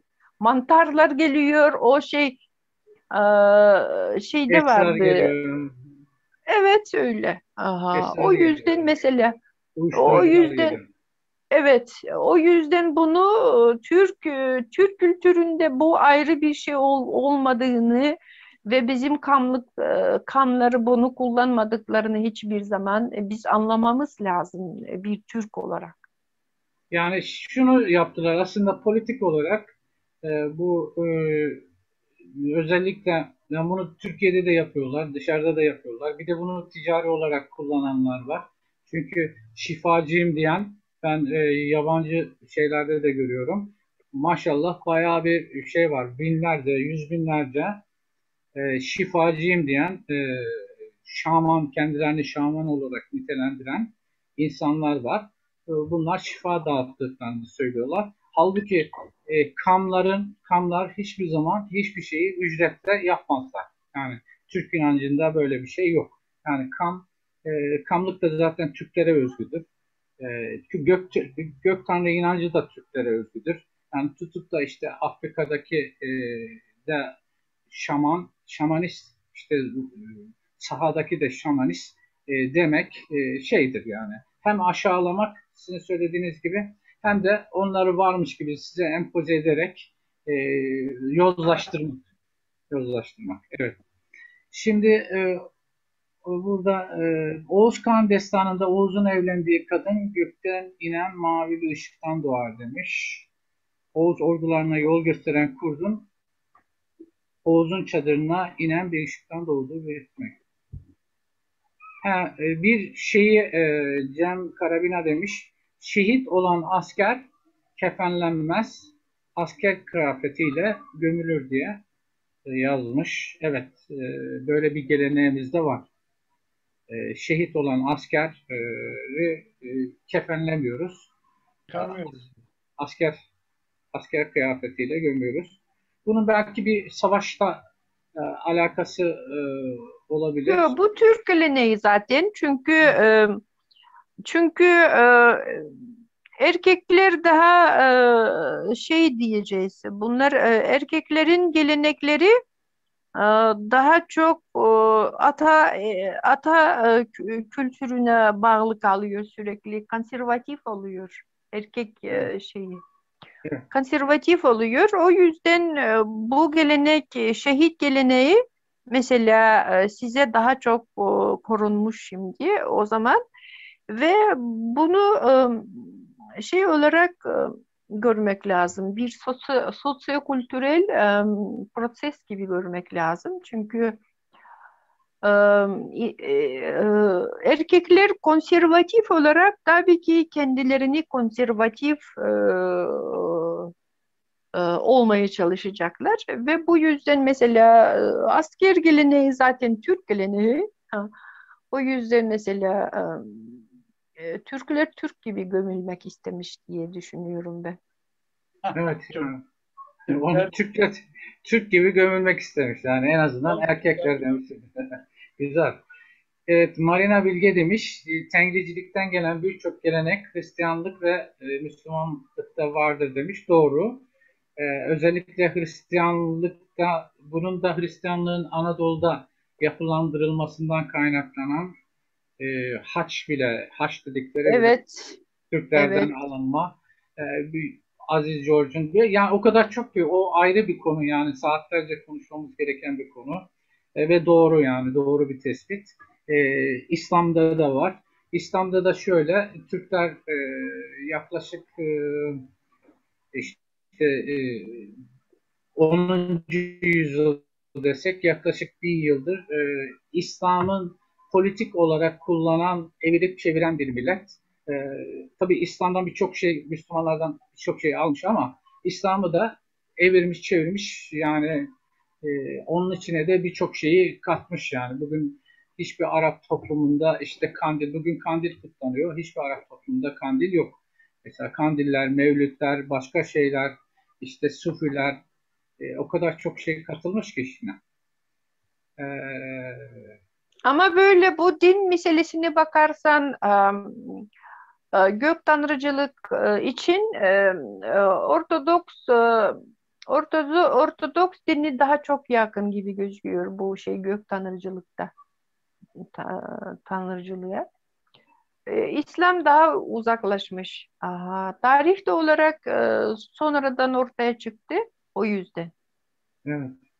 Aha. 1600 yıl sonra ortaya çıktı İslam o yüzden. O dönemlerde tabii ki Türk kültürü biraz sulandırılmıştı. Aha, o yüzden. Aha. Ortodoks daha çok yakın anlamları var gök tanrıcılık için. Dilruba Rüstem yere düşmüş ekmek parçalarını yolda görünce suya atardık demiş. Bizde yere düşmüş ekmek alınır, bir duvara konur ya da işte suya atıldığını bilmiyordum ben. Suya atardık demiş. O da herhalde Bilmiyorum. evet, evet, Yok, kesinlikle suya atma aleti diye bir şey yok aslında evet. diye düşünüyorum.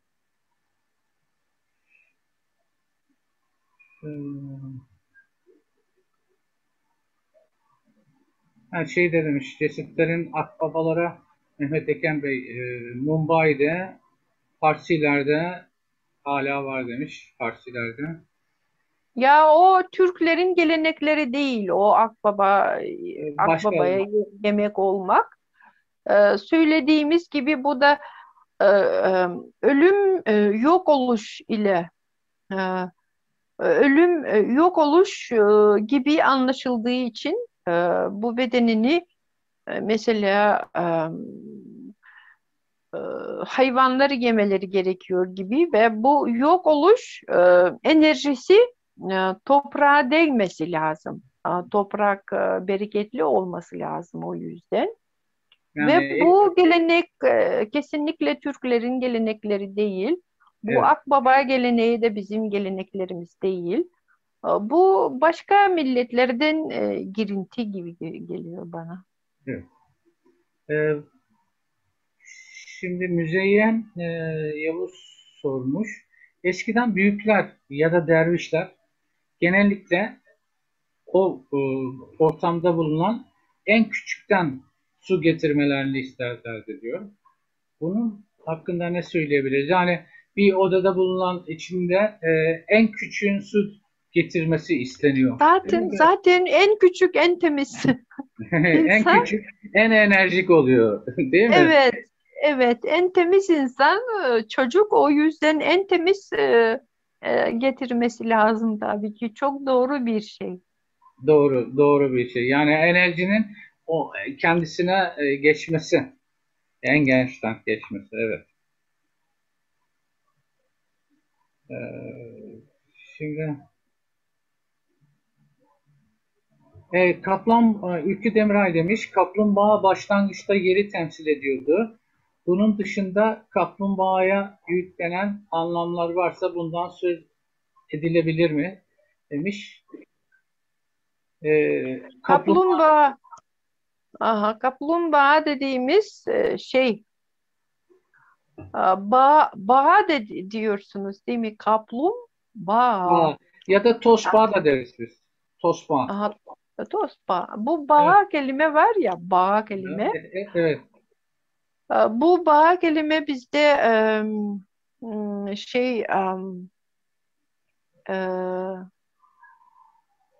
bağ kelime bizde bir su hayvancılığı var. Hayvanı.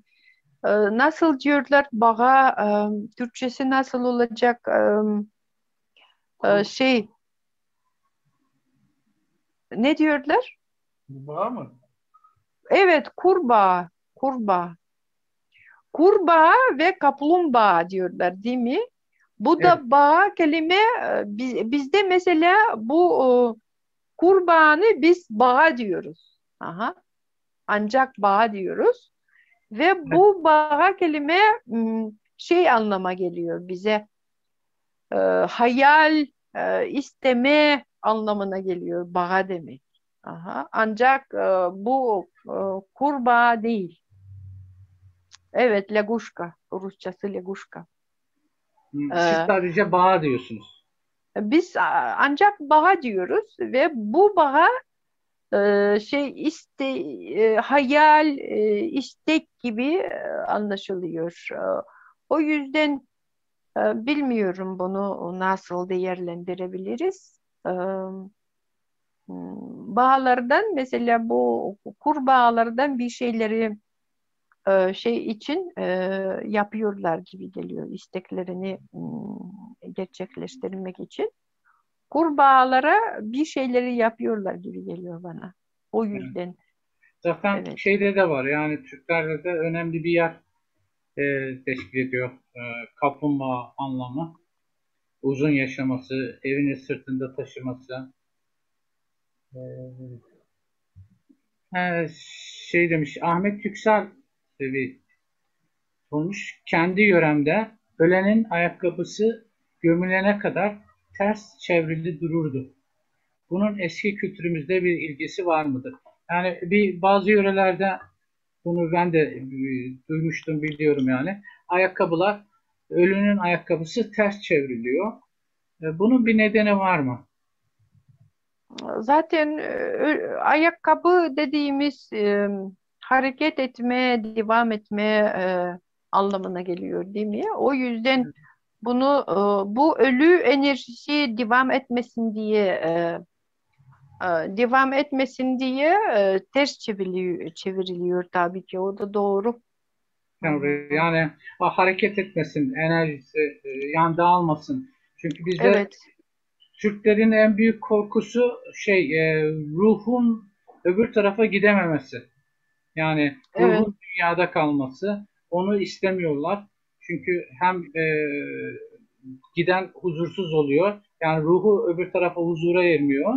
Hem de kendisi huzursuz olduğu için buradakileri de huzursuz edeceği için en büyük mesele bizim atalarımızdaki veya da Türklerde ruhun bir an önce gitmesi. Öbür tarafa Hı. gitmesi. Demiş, Culture of Turkish, e, sahalarda mezar taşları var mıdır? Yani mezar taşı kullanıyor musunuz? Yok, mezar taşları diye bir şey yok ama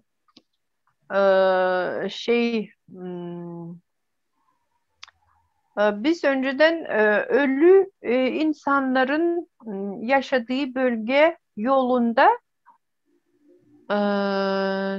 tezeklerden insan şeklini yapıp da koyuyorlarmış. Tezeklerden ama taşlardan değil.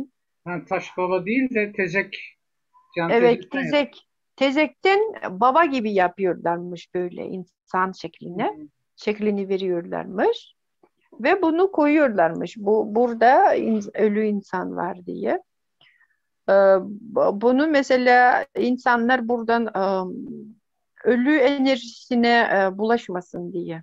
Hı hı. İşaret koyuyorlarmış. Hani işaret koyuyorlar bir şekilde. Evet, Ama bu şekilde. eski Ama Türklerde bizimki gibi evet, şey, taş yok yani taştan bizde zaten taş yok doğal olarak. yani orada Nereden taş alacaklar? evet doğru doğru yani taş yontma olmayacak. E, belki şeyler vardır bizde e, yörüklerde mesela şey kullanılıyor. Ahşap kullanılıyor. Tahtadan yapıyorlar şeyi. E, ben bunu şeyde de gördüm ama Sibirya'da da bilmiyorum sahada Tuva'da başka bir yerde olabilir de o tür şeyler bu yörüklerin kullandığı mezar taş demeyelim de ahşap mezar göstergesi o mezara konan benzer. Mezarda evet ağaçtan bize küçük ev gibi yapıyorlar. Küçük ev gibi. Şimdi de yapıyorlar bunu. Onu da kihi umuğa diyorlar. İnsanın kemikleri diyorlar. Aa, Onu asıyorlar mı bir yere asıyor. Buryatlarda falan gördüm ben asıyorlardı. Buryat yok. mezar. Asmıyorlar mı? Yo, mezarlıkta mesela o toprak üstünde ev tutuyorlar küçük. Tüm Evet. küçücük bir ev şeklinde bir şey tutuyorlar ve orada koyuyorlar. Sonra onun etrafında da şey koyuyorlar. Şey duvarlar böyle küçük Evet. duvarlar. Şimdi Emel Hanım, Emel Korkmaz sormuş. Bir ölünün ardından o akşam evde helva yapılır e, ve kokusu ölünün ruhuna gitsin diye düşünülür. Bu 7. günde de bizde şu gelenek var. Helva yapıyoruz. Yani öldükten sonra şimdi farklılaştı tabii. Belediyeler etli pide falan gönderiyor ama işte helva yapılıyor ve dağıtılıyor. E, bu ölünün ruhuna gitmesi için. Başka şeyler de yapılıyor. Böyle şeyler yapıyor musunuz? Yani e, mesela ölünün ruhuna gitsin diye yemekler veriliyor. Biz Yapmıyor. yemekleri evet yemek koyuyoruz tabii ki. Şimdi onun görselini, portresini böyle koyuyorlar. O portresinin önünde yemekler koyuyorlar bu ölmüş insanın için. Ve sanki şey yanımızda oturuyor gibi. Hı hı. Aa, bu da şey o ruhuna o bir dünyaya gitti falan diye anlam taşıdığını hatırlamıyorum ben bizde. Evet, Mesela bu ölü insan zaten bizim yanımızda. Onun bedenini biz toprağa verdik ya ama onun ruhu bizim yanımızda gibi anlaşılıyor o yüzden. yani şimdi siz onu şeye veriyorsunuz. Ölen kişiye yaşıyormuş gibi önüne yemek koyuyorsunuz resminin önüne. Hatta bazı yerlerde görmüştüm ben.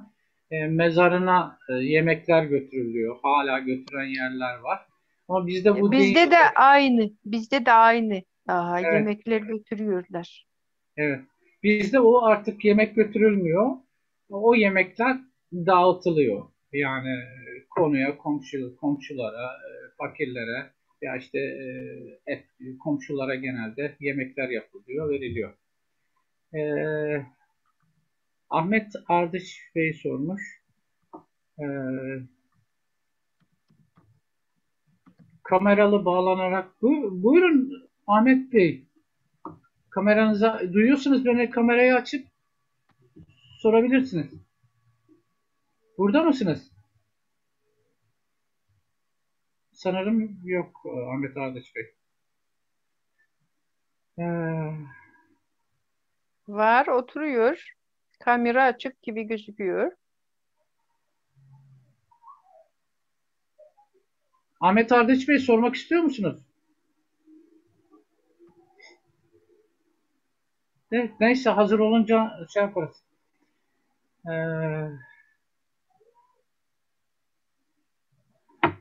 Latin şamanizminde o dediğiniz Emel Korkmaz demiş, uyuşturucular kullanılıyor. Türk şamanizmi daha çok da...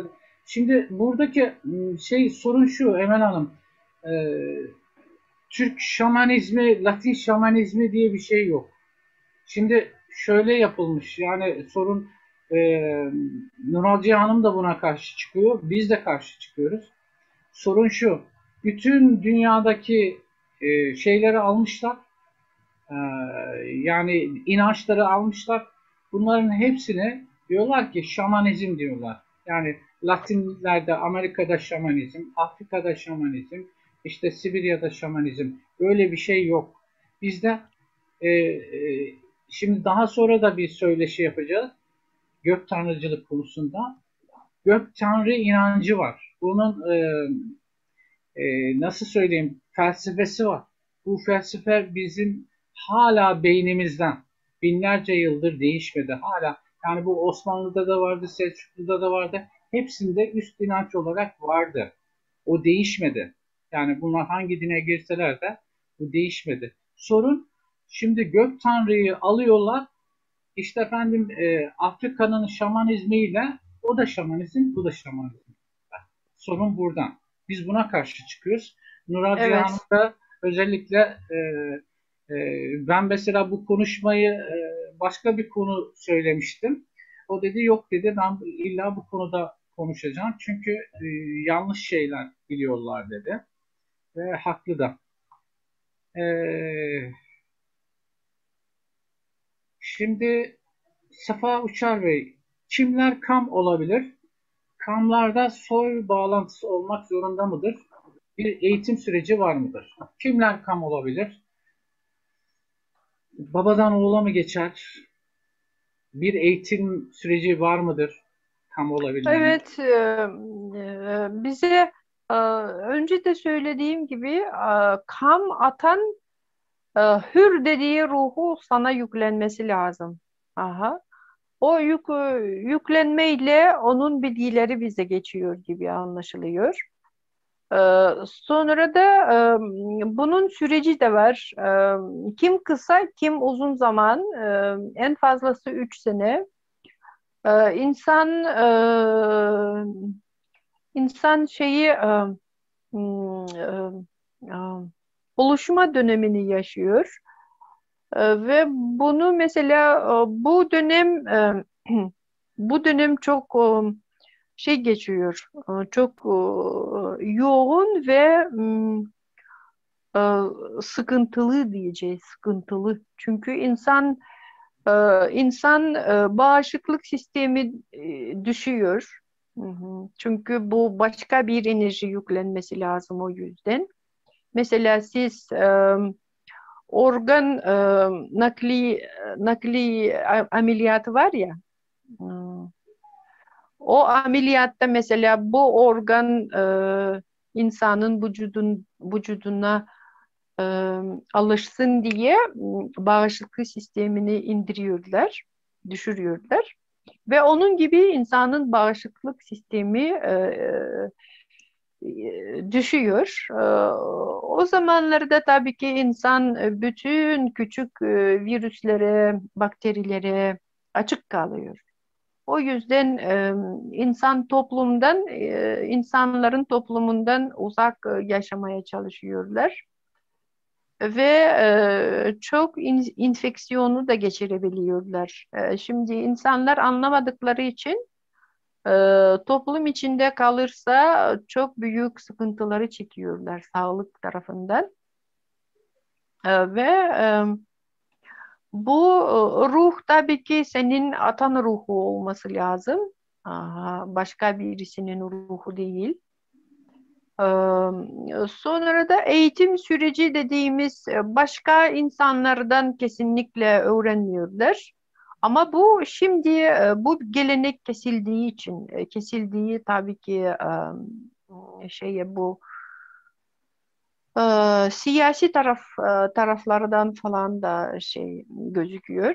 Mesela kamlık çok sürekli yasaklanmıştı. O yüzden bizim bu geleneğimiz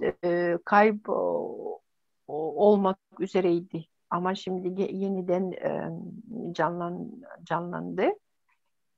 Ve şimdi bu benim anlattıklarım sistem bilgi sistemi diyeceğiz. İnanç sistemi. Bunu anlatmak lazım insanlara bence. Ve bunu bilince İnsan zaten dünyayı ve dünyada enerjileri fark etmeye başlıyor. Ve bunu bilince de insanın için bir öğrenme süreci bile gerekmiyor. Çünkü enerji yüklendikten sonra bu bilgiyi sahipse o kendisi pratik yapmaya hazır oluyor insan. O yüzden mesela e, bizde başka bir kamdan öğrenme süreci falan diye bir şey yoktu önceden. Hmm. Ama sonradan bu şeylerden ortaya çıktı. Budizm'den bir şey ortaya çıktı. Budizm'den. Bunlarda Budizlerde tabii ki öğrenme süreci diye vardı. Ve bunu bizim kamlığa yaptılar, empoze ettiler. Hı hı. O yüzden şimdi herkes bir kamdan öğrenmesi lazım gibi düşünüyorlar ve bir süreç geçmesi gibi düşünüyorlar ama öyle değil aslında. Gök tanrıcılık bilgi sistemini biliyorsan zaten sen hür dediğimiz ruhun büyükse, enerjin büyükse sen pratik yapmayı biliyorsun. Enerji büyük enerji dediğimizi zaten siz biliyorsunuz. Bazı insanlar ellerini sürüyorlar şöyle. O sürdüklerinde hemen hemen sıcak hissediyor insan. Ve hatta rüzgar ezmesi gibi hissediyorlar insanlar. Bu da enerji taşıyan bir insan. Ve bu insan bu gök tanrıcılık bilgi sistemini biliyorsa zaten tedavi edebiliyor. Hı hı. Evet. Evet. Yani kamlık eskiden farklı bir şekilde geçiyordu. Şimdi tabii sosyal politik meselelerden dolayı. Sorular çok arkadaşlar. Şimdi akşama da bizim başka bir programımız var. E, Nuralciye Hanım da yoruldu. O yüzden bu soruların hepsini sorarsan biz gece 12'de falan bitiririz. O yüzden zaten biz bunu 2 hafta sonra tekrar benzer bir programda gök tanrıcılıkla ilgili orada da sorabilirsiniz. Konuşacağız. Bir başka zaman yine Nuralciye Hanım'la birlikte oluruz. O zaman da sorabilirsiniz. Çok teşekkür ediyorum. Sahadan katıldınız programımıza. Söylemek istediğiniz bir şey var mı Nuralciye Tabii Hanım? ki ben herkese ben de sağ olun diyorum. İyi ki varsınız. Ne edelim ya, biliyorum yok. Ahmet Yüksel Bey. Ahmet Yüksel Bey. Burası iyi burası ya. Mikrofonunuzu kapatabilir misiniz? Tamam, ben kapattım efendim uzaktan. Devam edin lütfen. Tamam. Buyurun Nuralciye Hanım. Buyurun. Ben katılımcılara çok sağ olun, var olun diyorum. İyi ki varsınız. Ve biz gök tanrı inancını çok iyi bir şekilde anlamamız lazım. Çünkü şimdi gök tanrı inancın üzerinden bize yanlış şeyleri, bilgileri vermeye çalışıyorlar ve bizi yanlış yönlendirmeye çalışıyorlar. O yüzden biz doğru olanı bilmemiz lazım ve kendi yolumuza kendimiz gitmemiz lazım diye düşünüyorum. O yüzden görüşmek üzere. Hep herkese saygılar. Sağ olun, sağ olun, var olun. Size sağ olun, var olun. Çok teşekkür ediyoruz efendim. Sağ olun. Akşam arkadaşlar ilgilenirseniz arkeolog Sergen Çirkin'le birlikte olacağım. Saat 9'da Öntürk Akademisi. Altay halklarının kökenini konuşacağız. İşte Sergen Çirkin Bey yorulana kadar onunla birlikte olacağız. Önümüzdeki hafta yine Çam Limanı Akademi ile ayın 15'inde Öntürk Akademisi ile ben yapacağım. Turgay Tüfekçioğlu'yla Altın Elbiseli Adamı konuşacağız. 16'sında da Çam Limanı Akademi ile Profesör Doktor Sergey Yassenko Türk giyim kuşamı üzerine onunla konuşacağız. Ben de teşekkür ederim katılımcılara, Çam Limanı'na ve Öntürk Akademisi'ndeki arkadaşlara. Herkese iyi günler diliyorum.